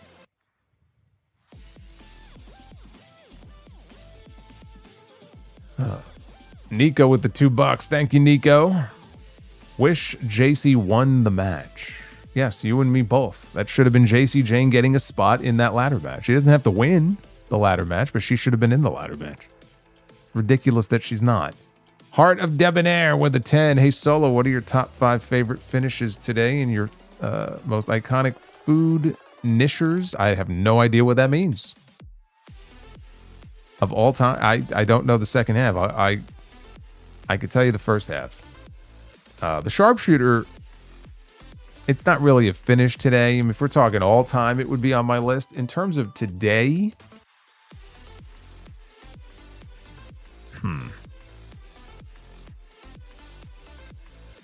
it's tough today because finishers aren't finishers today. Finishers don't actually finish matches anymore. I don't have very many current favorite finishers because they don't mean what they used to mean, unfortunately. And that's across the board in wrestling. They're just not protected the way they used to be. I'm trying to see if I had like one favorite finishing maneuver. I mean, convoluted as it is, because obviously, you know, he doesn't have to do the flip. Flip's not really adding all that much to it, but the buckshot lariat is not an easy move to do. Hangman manages to pull it off. When I see other people attempt it and it doesn't look quite as smooth, it makes me appreciate him doing it even more. I mean, the buckshot would be up there.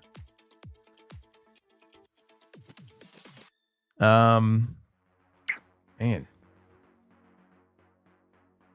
Yeah, I don't know, brother. You know what? I'll go with the Destroyer. I appreciate the fact that Penta is actually finishing matches with the Destroyer now. Even if other people are abusing the move.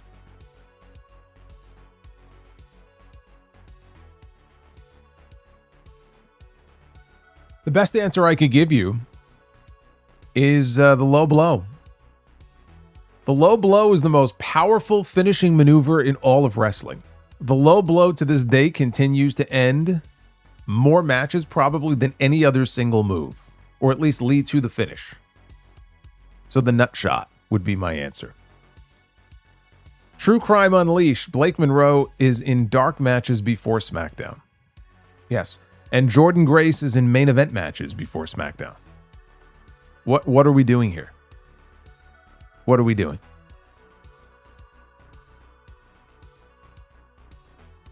Broly just finished Obsession, and what a great fucking movie. Indy is a hell of an actor. Went from having a crush on her to being scared of her. She's terrifying in that movie. She is terrifying in that movie.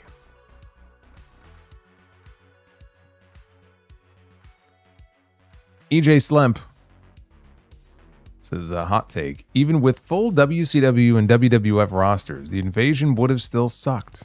Most Invasion angles do, except CZW against ROH. What are your thoughts? No, I mean, if the Invasion angle was done properly, with the adequate number of big names involved, it absolutely could have been successful. The idea was to actually split WCW off as its own brand. Long term, would it have worked? I don't know.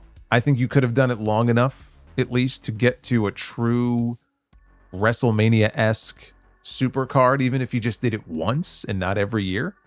You could have built to something like that over a period of a year or two. It absolutely could have worked. I mean, the odds were against it, but it absolutely could have worked.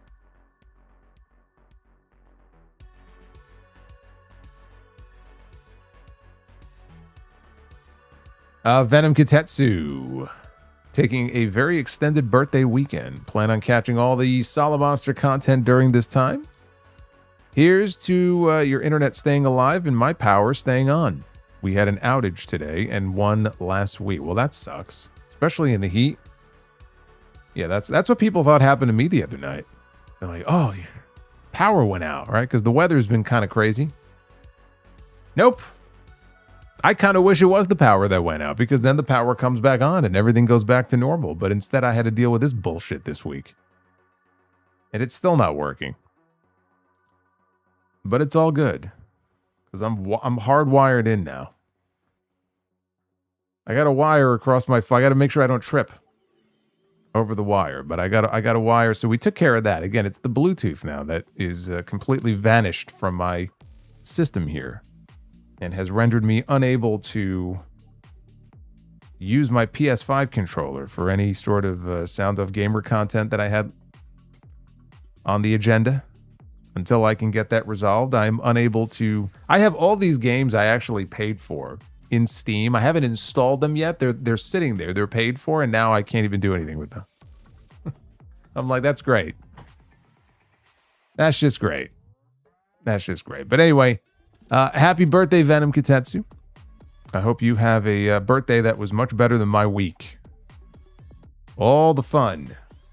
I wish you all the fun, and hopefully, I don't know where you are, but hopefully you're not choking on this wildfire smoke that we are choking on here. It's weird. Like, I came out of the store yesterday, and it's just this, like, orange haze. Like, what is this?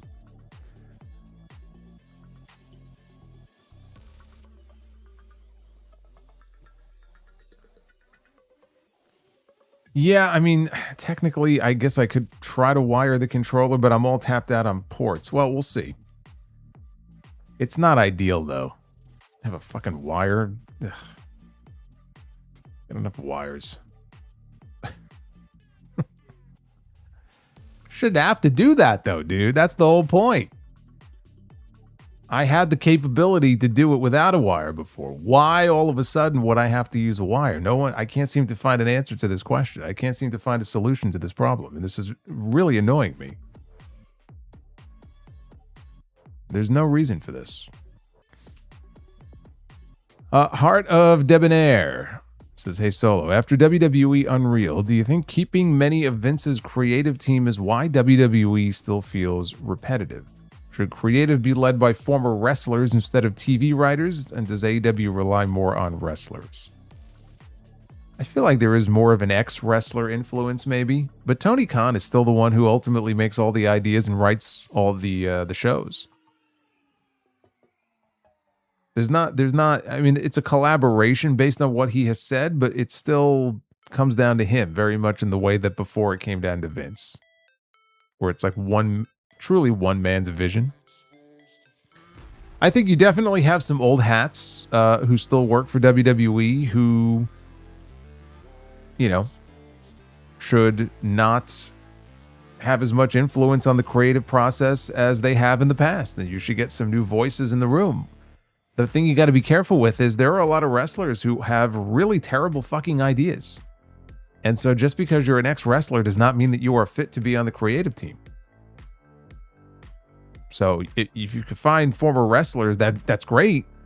I think that's terrific.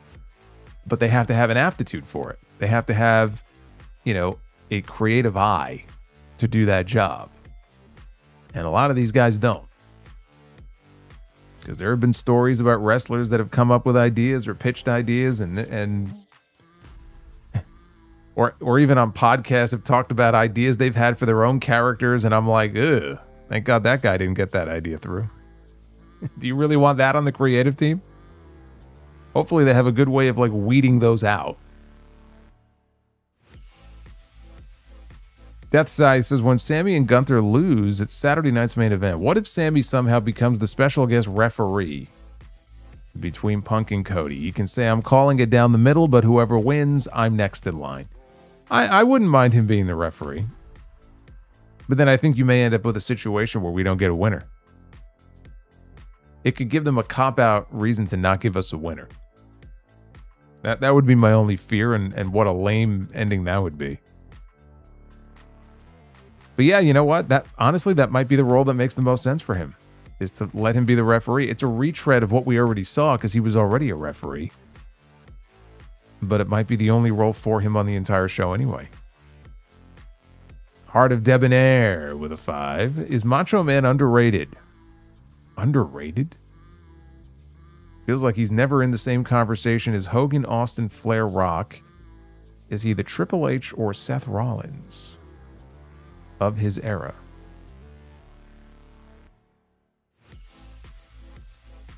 I get what you mean by that. Yeah, he's never in the conversation when it comes to the Mount Rushmore, business-wise, most influential names in wrestling history, like a Hogan or an Austin. Cena would be a more modern example. He didn't have the kind of effect on business that those guys did. Believe me, he sold plenty of tickets in his day. Influential? You can't say that Randy Savage is not influential. You still have people to this day who love dressing up as Macho Man. Might even be people who weren't even alive when Savage was in his prime. So he's definitely had an influence. He was a great wrestler. He had great matches. Is often emulated. But he's just not... He's kind of a level below just because he just wasn't that type of megastar in the way that some of those guys were.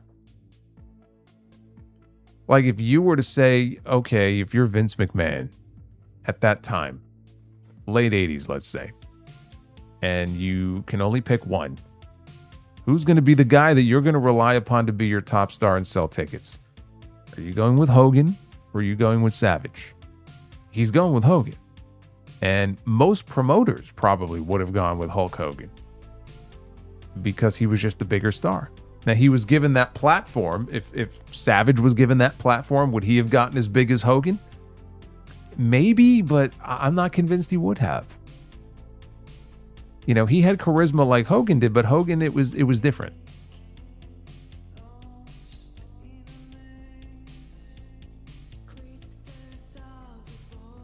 But Savage is one of my, I mean, Savage and Brett. Those are my guys right there. Can't go wrong with Randy Savage. Aussie of Steel, two things. Number one, the interim title situation is stupid and unnecessary. Number two, I hate how much they've cooled off Fatal Influence after the run that they had last year. Yeah, I don't like it either.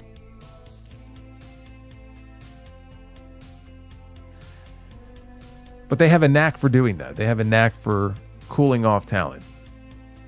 Fatal Influence are not the only ones they've done this with. They did it with Braun. They've done it with Fatu. They've done it with plenty of other people. Deathside, I feel your pain, Solo. Last time my Wi-Fi went down, I almost threw my fucking box into a blender, then into an incinerator, and then nuked it several times until this earth turns to ash. That's kind of how I felt this week. Again, when I say Wi-Fi, it's not the network. It's the actual Wi-Fi card. Something happened. And it was replaced, and then it happened again. Which, again, is just very, very bizarre to me. And then, to make it even worse, I get it back. Oh, yeah, we put the new card on there and everything. And now the thing, it's overheating. Like, to where it's hot to the touch. I'm trying to type stuff. It's hot to the touch. And I run, a diagnostic test.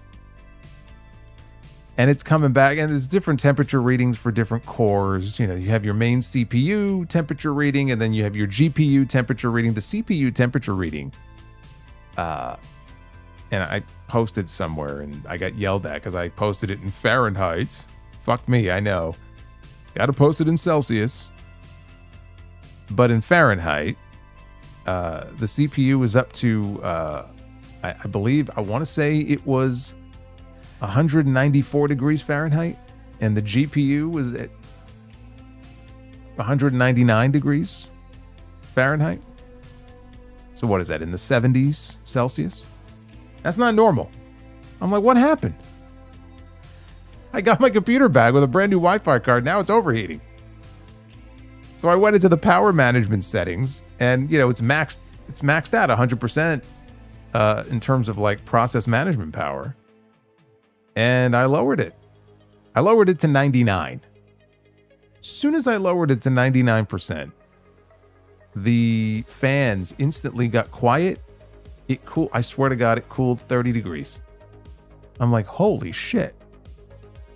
But you got to watch, because if you do that, even 1%, now you're sacrificing processing power. But this thing is a beast, so it's been okay. Even at 99%, it's amazing just that one little change in how things came down by so many degrees. I don't know what they did. It's been a mess. It's just been a mess. Totally stressed out this week. Totally stressed out this week. But we're trying, man. We're trying to soldier through it and, keep doing all the shows. I'm way behind now because I lost 2 days to this shit. 2 days that I needed. I only first got done watching Dark Side of the Ring this morning. I haven't even put anything together for. I don't know what I'm going to do with that, but I'm trying to figure it out as we go. So we'll figure it out. I don't know what happened, but we'll figure it out. Venom Katetsu. I know it's wrestling, but we are supposed to buy that Johnny is being dragged through airport customs or being loaded into a car to get from show to show. Yeah. You're supposed to just shh. You're supposed to be quiet. Well, I mean, it's the same thing with Danhausen. Like, are we supposed to believe that he drags his laboratory everywhere he goes? Once you're breaking 90C, you're in trouble. Dude, I'm telling you. Well, I don't know if it was 90C. Although I guess if that, what would the equivalent be of 90C? I flipped over to Fahrenheit, and it was pretty much right around 200 degrees Fahrenheit. I opened the core temps, or the core temp app, and my God, the alerts were popping off. The critical warnings were popping off for like core 1, 2, 3, 4, 5, 6. It's like a power plant. You know, we're like, we lost this one, we lost that one, and they're just going out one by one. I'm like, what is going on here? This wasn't happening before. What did they do? What did they touch when they opened it up?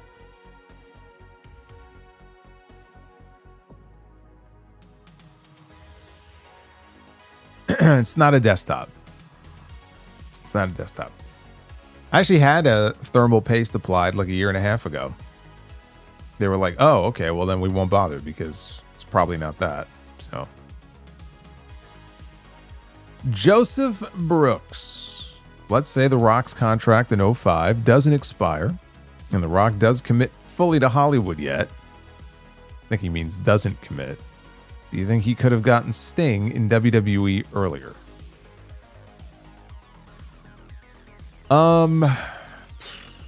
Probably. If he really wanted to work with him and he sent feelers out to him, I think he probably could have lured him over a lot sooner. Because he probably would have wanted to. He probably would have made it like his own personal pet project, you know, to want to work with him.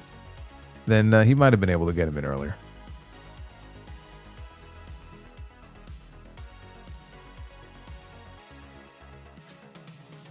Senor Kavanaugh says, I skipped 64% of the show tonight, bro. Hashtag boring. Really? I would have thought you would have skipped like 68. Joseph says, Obafemi is everything Ahmed Johnson could have been if he could wrestle and actually speak English. Did Ahmed do anything good in wrestling? Yes, he did. He left. Bucky freaking Dent. What's your favorite Howie Rose call? Mine is when he called Stefan Mato's game-winning goal against the Devils in the 1994 Eastern Conference Final. I actually don't have a specific Howie Rose call. I like Howie Rose, and I think he's a great broadcaster, but I was never really listening to his radio calls. I was always watching, you know, on TV. So I don't think I have one specific call that I could really point to.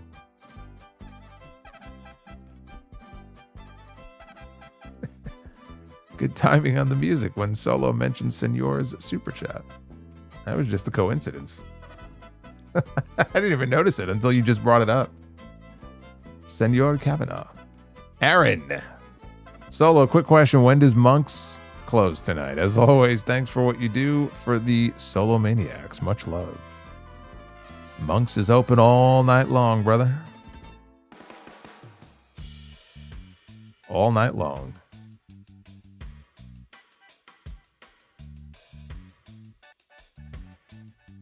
Alexander, one day we will get an episode of Raw or SmackDown with no matches, just angles and promos.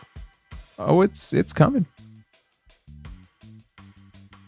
It'd be like a Vince McMahon wet dream.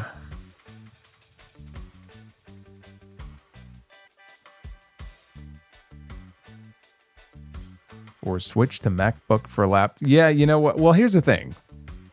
There was a period of time where I would travel more with the laptop. Now I mean, I basically use it as a desktop. But I still have this machine because certainly at the time I got it, I was like, I wanted it specced out as possible because, you know, running OBS and doing some video editing stuff, I wanted to make sure it had all of the power that it needed. So I went with the gaming laptop, even though I rarely did gaming because the gaming laptops had good specs. So even now, after, you know, all these years, it's still, specs are really good, you know, and still got a lot of storage, you know, on the hard drive and everything. It's just, to junk it over such a stupid random thing just doesn't make sense to me. You know, if I had more space to deal with, believe me, there would be a very different desktop setup here. But I've given thought to like I've been a Windows guy. It's kind of weird because like with the phone and the tablet and the watch, it's all Apple stuff. But I've never had a Mac. Never had a Mac or a MacBook. I've never had Mac OS or anything like that. I don't know if it would be too steep of a learning curve. You know, there's certain things I need to be able to use and you know, do. I don't know. I've thought about it. You know, I've thought about it. Just fuck Windows. Maybe I'll just go Mac. You know, they've got these Mac desktops, Mac Studio, whatever it is. I don't know. I'm certainly open to feedback for those who have used it or have it, and what you guys think.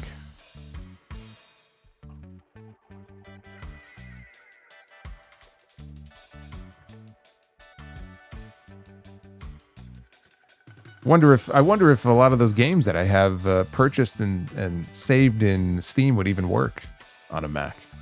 I know certain ones wouldn't. Some would, but some of them wouldn't.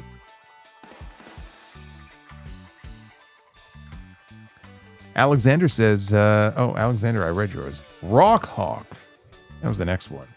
This Gargano LeRae stuff reminds me of Johnny 2x4 from the Ed, and Eddie cartoon. Johnny 2x4.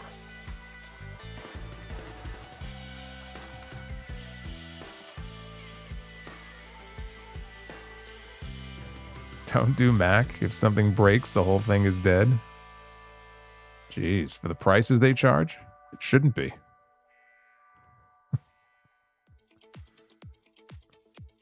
Prices they charge are insane. Insane.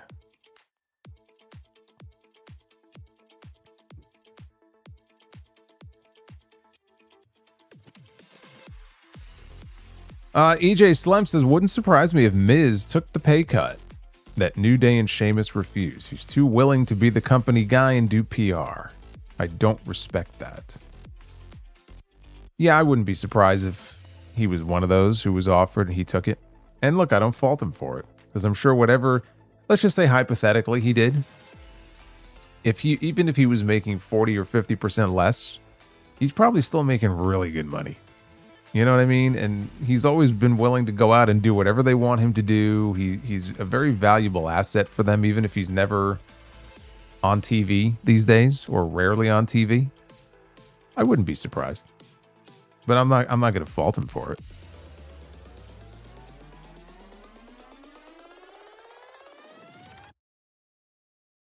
Jeremy Rose, TKO making their presence felt with the interim title. Yeah, it's very annoying.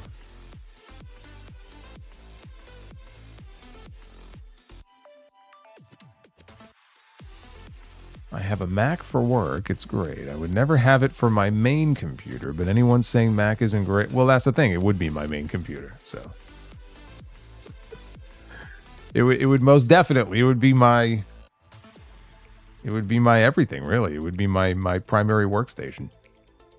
For everything. OBS streaming, video editing, some light graphics work, word processing, some light gaming. B-Man the Champ, I'm glad they gave the tag match some stakes instead of have a tag team match just because. Now I'm actually intrigued. I thought it was a good idea to put that stipulation in there. So, I mean, that I liked. Bobby Means, my birthday is Sunday, so if you all would wish me a happy birthday. Happy birthday, Bobby Means. Everybody in the chat, wish Bobby a happy birthday. And throw up those cake emojis. EJ Slemp says, how old were you during the OJ chase / trial? Do you remember it? 10 years since the ESPN doc and FX series. Rewatch both of them this week. The documentary is better. I will just say that, yes, I do remember it. I'm pretty sure that the chase happened during one of the NBA Finals games between the Knicks and the Rockets. And I remember watching that live, and they had a split screen. So that I remember. Jeremy Rose says, since we all know Rhea is winning back the title, they need to pick the Sami Zayn version in the women's division and have her win the title to drop it to Rhea the first SmackDown. I mean Raw, that she's healthy. Well, I mean, on that note, who would you say would be the Sami Zayn of the women's division on SmackDown? And would that be considered a compliment or an insult?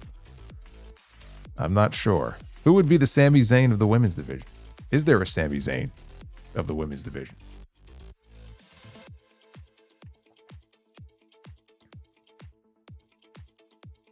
Who would that person be?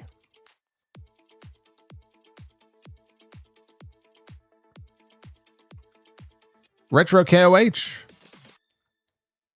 Since you love horror, did you ever see Pontypool? It's a mindfuck where the literal English language is the killer.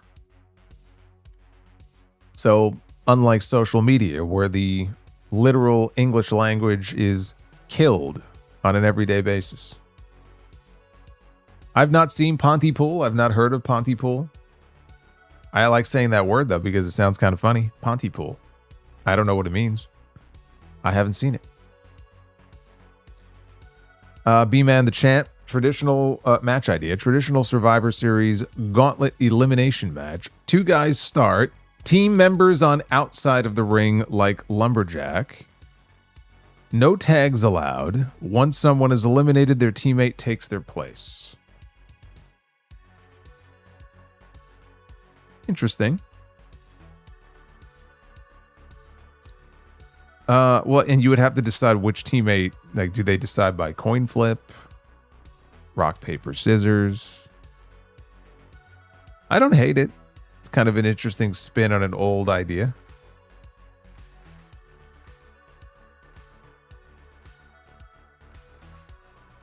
Oh, we're 12 out of 15 on the bonus goal.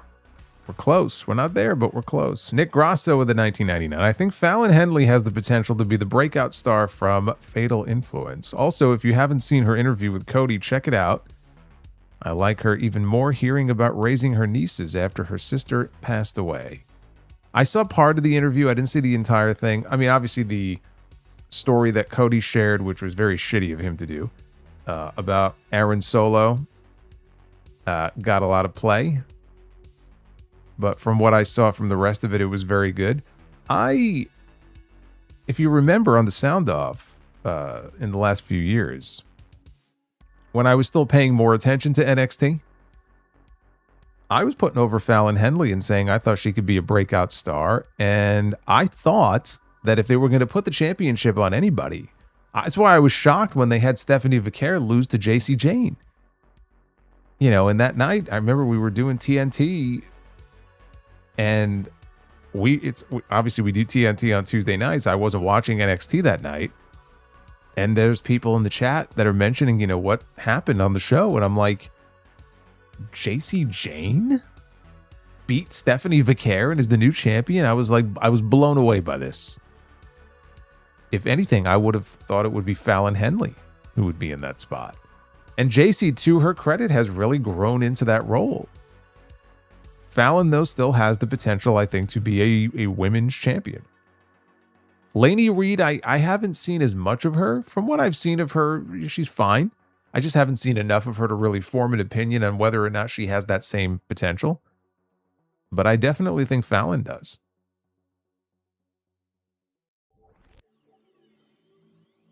Bucky freaking Dent. Jets and Mets fans will one day have a great year, just like in 1969. You gotta believe. It's the Mets and Jets and all the rest. So what's going to happen first? The Mets and Jets are going to win a championship in the same year? Or LA Knight is going to win any world championship? I think there actually might be a chance that the Jets and the Mets could win a championship in the same year before LA Knight does. Jeremy says, how's WWE going to spin the half-filled Madison Square Garden tomorrow? By calling it sold out. They can just lie and call it whatever they want. Look, I mean, it's weird. Like, at the ticket prices that they charge, They have between 9 and 10,000 tickets sold for Madison Square Garden. So they're going to make money on the show, but again, like they've been to the Garden and have sold it out in recent years at 14,000, 18,000. And it's a far cry from that. Yeah, everything is relative. It's like I think it was Meltzer who mentioned this the other day. Because he's a numbers guy and he's always putting out, the attendance averages and all this stuff. And it might have been in the Observer this week. And he mentioned that when typically in the past, like years ago, WWE would be averaging somewhere in the range of 6,000 or 7,000 per year, would be like the average attendance. And the average attendance this year is somewhere in like the 10,000 range. So they're way above where they traditionally have been in terms of attendance, and they charge a lot more. But in the last few years, they were averaging 13,000, 14,000. So now they're down to 10, which is still a great number, but it's down from where they were. So when we say that they're past the peak, like you reach the peak of the mountain, you reach the summit, you begin the descent, right? Like Darby and Mount Everest. And so we're off the peak here for WWE, but the numbers are still very good. They're just not as good as they used to be. And so the question is why? Why are the numbers not as good as they used to be? And there's a lot of reasons for that. And you and I see it every week when we watch these television shows. They're just not that good. They're just not that good. They're not that interesting. And they've dropped the ball on certain people who I think they should have been pushing harder or sooner. Yeah, they've got it right for the most part so far with Obafemi, but there's a lot of other names on the roster who should be in a better position than they're in right now. And there's a lot of times where you watch the show and it just feels like same old, same old. People get tired of it. You feed them the same stuff over and over again. Eventually, they just get tired of tasting the same thing. They want to try something different.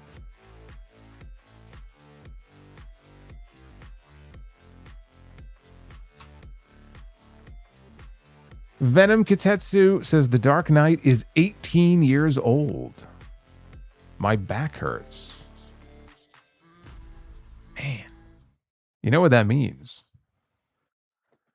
I believe that also this year, Cloverfield is 18 years old. I know for a fact that it's 18 years old because I remember the movie poster, and it was 1/18/18. No, 1/18/18. 1/18/08, I believe, was the release date. It was 2008. Man, that's crazy. That whole viral marketing campaign was crazy. But yeah, The Dark Knight, I saw The Dark Knight more than once. But the first time I saw The Dark Knight in theaters was with a couple of buddies, and there was a place out, it was on Long Island, Cradle of Aviation. Cradle of Aviation is an aviation museum. It's actually right behind where the Nassau Coliseum is. And at the time, they had their own IMAX screen. I don't know if they do. I don't think they do anymore. But at the time, they had an IMAX screen in there, and they were showing The Dark Knight. And so we were going to go there to see it. And I'll never forget it. I've not had a movie experience like this since. We went in there. It wasn't just in front of you. Talk about like an immersive experience. It wasn't just the screen in front of you. It was almost like it was above us. Like spheric almost, where it came up, not like directly above us where I'm like literally looking up, but it was the weirdest thing, but it felt like you were there. And I don't know if like the real genuine IMAX these days, if that's what it is. Maybe that's what it is. Maybe that was like a genuine IMAX screen, and I haven't been to one since. I've been to the shitty Limax screens like I was when I saw the Odyssey yesterday. I mean, it looked good, but it's not real IMAX. It was incredible, especially the opening scene of The Dark Knight where they have the zip line. I mean, dude, it feels like you're in the movie. And so to see The Dark Knight that way was just fucking unbelievable. And it's Nolan, so like a lot of this shit is filmed for IMAX. I'll never forget that. That was, I wish I could see more movies like that. I think there's only one theater in New York City that even has real IMAX. I think it's the AMC in Lincoln Square. EJ says 2 underrated horror movies, Ghostwatch and Lake Mungo. I think you'd love Lake Mungo, especially if you love Obsession. It's Australian and disturbing. There are a lot of things about Australia that are disturbing. And I don't mean that in a mean way. I just like oftentimes will come across like videos on like IG and stuff of these creatures and spiders and stuff. Like all of these things, and like all I need to do is look at it, and I'm like, I bet you it's Australia. And like 9 times out of 10, that's exactly what it is. So like as much as I would love to visit one day, I'm like terrified. The koala bears I could deal with. They look cute. The bugs, not so much. The bugs are just, that's a red line for me. I may have to check that out. I thought you were going to tell me Lake Mungo is like Lake Placid. It's another movie I enjoyed. Yeah, the closest 70 millimeter IMAX theater to us in New York City is Lincoln Square. That's what I said. AMC Lincoln Square. I think that's literally the only one. They said for this movie, that the Odyssey, which was shot entirely in IMAX 70 millimeter, there are literally 25 theaters in the entire country that show it in true 70 millimeter. The whole country, 25 theaters. Only one in all of New York City. And I would imagine that even if I would have wanted to travel into Manhattan to go see this thing, which I would not have wanted to, but if I did, I'm sure it's probably all booked up. It's probably all sold out. So I was like, you know what? We'll see it in IMAX. It was fine. I mean, again, I'm sure it wasn't exactly as it was intended to be watched, but I didn't see anybody complaining.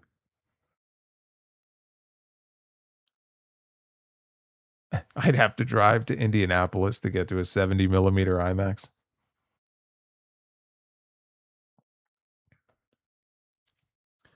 Bomb Blast says, I spent a semester there. I had a good time in Australia.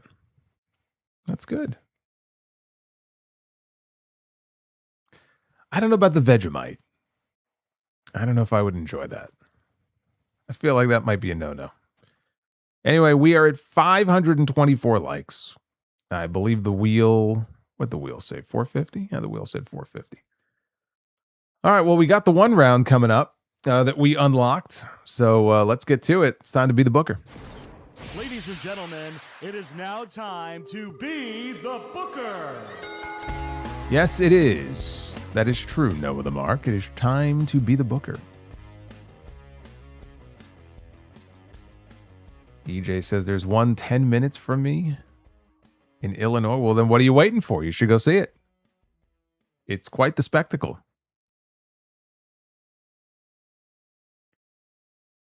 All right, we got a tag team match on tap. We have Matt Hardy and we have MVP, the former SmackDown Tag Team Champions, kicking things off here. They had a good storyline going with them there for a while on SmackDown, as I recall. Randy Orton forces Adam Pearce to add a stipulation to is that the WWE Championship that I see over Randy Orton's shoulder? How long has Adam Pearce been in this this job? Oh my goodness. So we have to add a stipulation for the match. All right.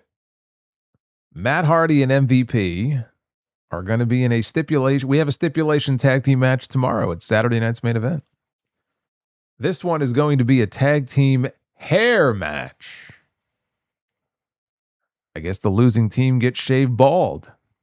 I guess that's how it works. All right. Oh my goodness. Hats of Discipline is coming in with a pair of $10 super chats.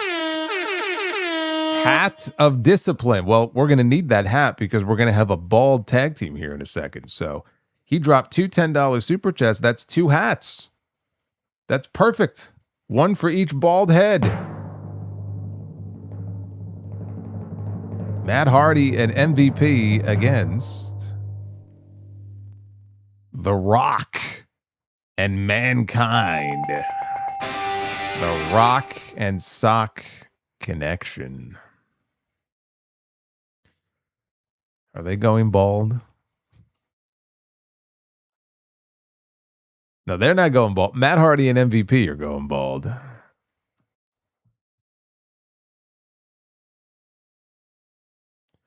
right, women's Be the Booker. We have Bailey. Enjoy that site, because I don't think that's a site we're going to see again. I'm not sure she's going to be in the company come the end of this year. Former women's champion Bailey will be wrestling tomorrow night in Madison Square Garden against Lyra Valkyria. Perhaps they could have a warm-up match here.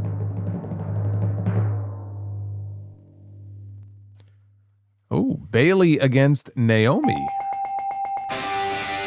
You know, I would have expected Naomi to be back by now. I hope we get her back soon. She was just starting to hit her stride too as a heel, and then she had to go away. That would be a great pickup in the women's division if they can get her back soon as a heel. Just pick up right where she left off, same gimmick.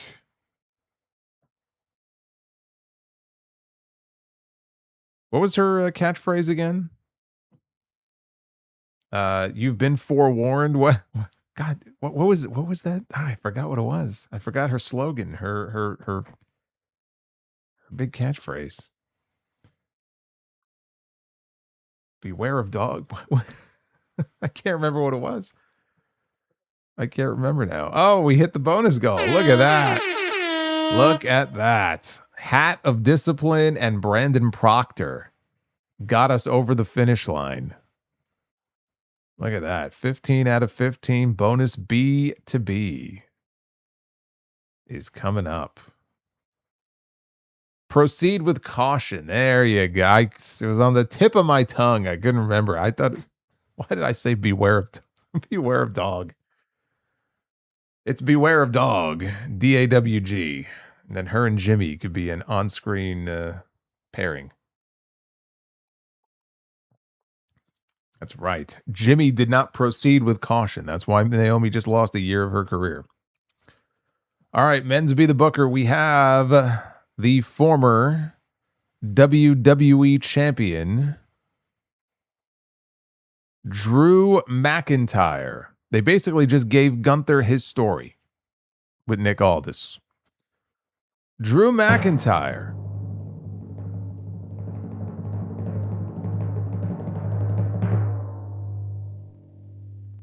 Oh my God, against Hiroshi Tanahashi. Wow, that's a great main event. That's a great match. Drew McIntyre against the Ace. When he still had knees. Hiroshi Tanahashi. Who would have won that one? I'm going with the Ace. I'm going with the Ace. And now we have the bonus round. Clean sweep. One good clean sweep deserves another. That's a hell of a card I just put together for you there.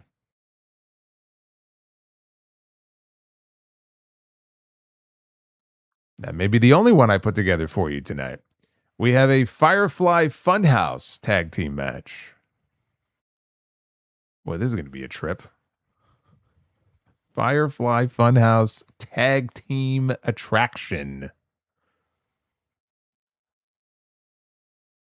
With, well, look who it is. The MFT's reborn. It is the Gorillas of Destiny, God, Tama Tonga, and the great, the one and only Tonga Loa. See, number one Homo sapien knows. This is his favorite tag team right here. Bullet Club.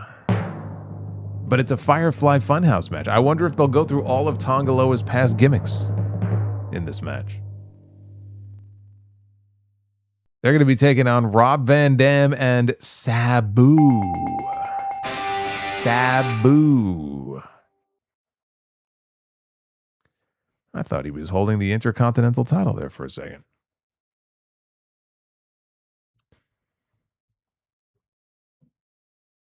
We're still on a roll. We're still on a roll. We have a women's match. A women's dog collar. Why do we keep doing this? We keep having these women's dog collar matches. I think Be the Booker has a certain kink. I'm starting to think. It keeps putting the dog collars on the ladies here. What is wrong with you? What is going on here? We just had one of these the other day. Choose 4 women and book a tag team dog collar match. A tag team women's dog collar match. This is getting very weird. This is getting very awkward here.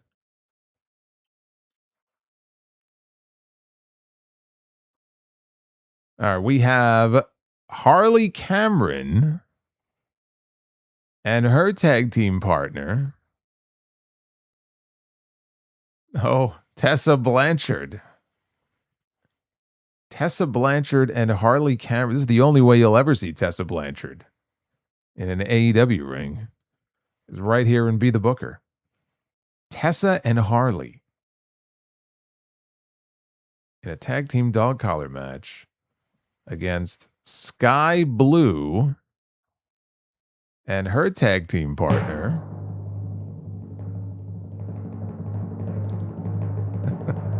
Who is Tessa going to be attached to is the question.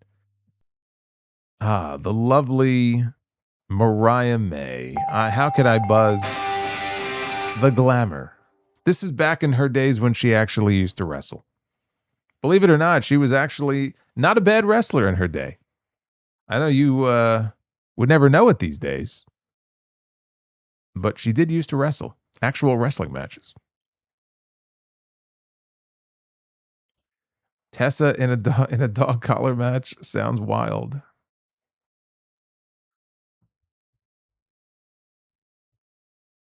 And now we have come to our main event. And it will be entering the Lion's Den.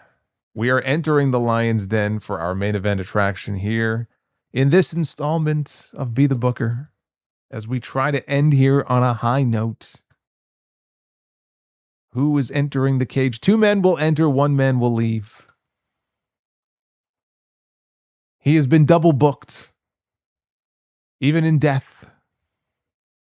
The homicidal, genocidal, suicidal Sabu is going to enter the Lion's Den. He's a busy guy. That means he gets a double payday.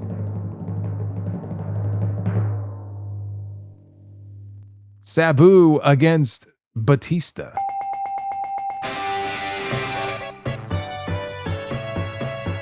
We did the double sweep. Batista and Sabu. Who leaves the Lion's Den? I think I'm going to go with Big Dave in this one. Sabu's going to do something stupid and injure himself. That's my prediction. Hat of Discipline again. Thank you for the double 10 spot.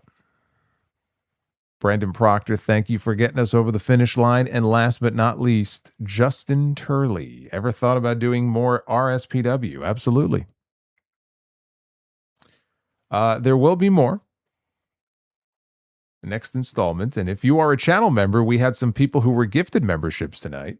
You will get early access. You'll get first access to the next installment of Be the Booker just as soon as I am able to get it done. People seem to really enjoy the last one. I made a whole new layout for it and everything.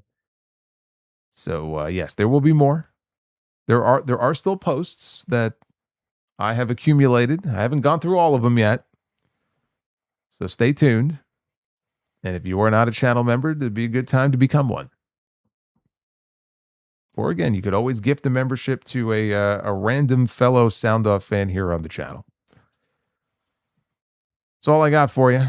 Thank you guys for hanging out with me here. I'm glad to be back in the saddle after we missed Wednesday. I will have my full Dynamite thoughts as part of the Sound Off on Sunday, plus all the fallout from Saturday night's main event, which I will be live tomorrow night on YouTube talking about. So hopefully you guys will join me then. Less than 24 hours from now, we'll talk about this not so hot card from Madison Square Garden. And then back on Sunday for episode 972. Of the longest running episodic wrestling podcast. Not true. One of the longest running. That is true. Not the longest, but one of the longest. Death Scythe wanted to get the last word in. I'm sorry, Justin. He beat you. I thought Justin had the honors here. Death Scythe with a 26. If Sammy was the referee, Punk and Cody both have a reason to be wary. Sammy could screw over Punk because Punk won the belt from him, but Sammy could screw over Cody because he wants to be the one to win the championship back from Punk. That's the whole point.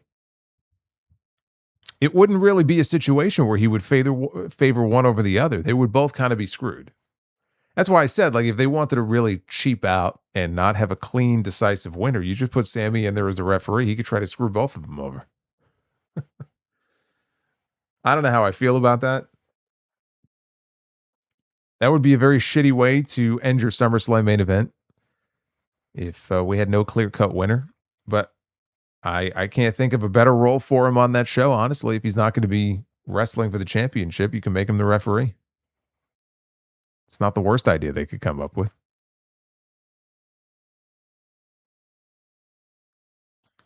Anyways, be well. Stay safe. Have yourselves a great rest of your night, a great weekend.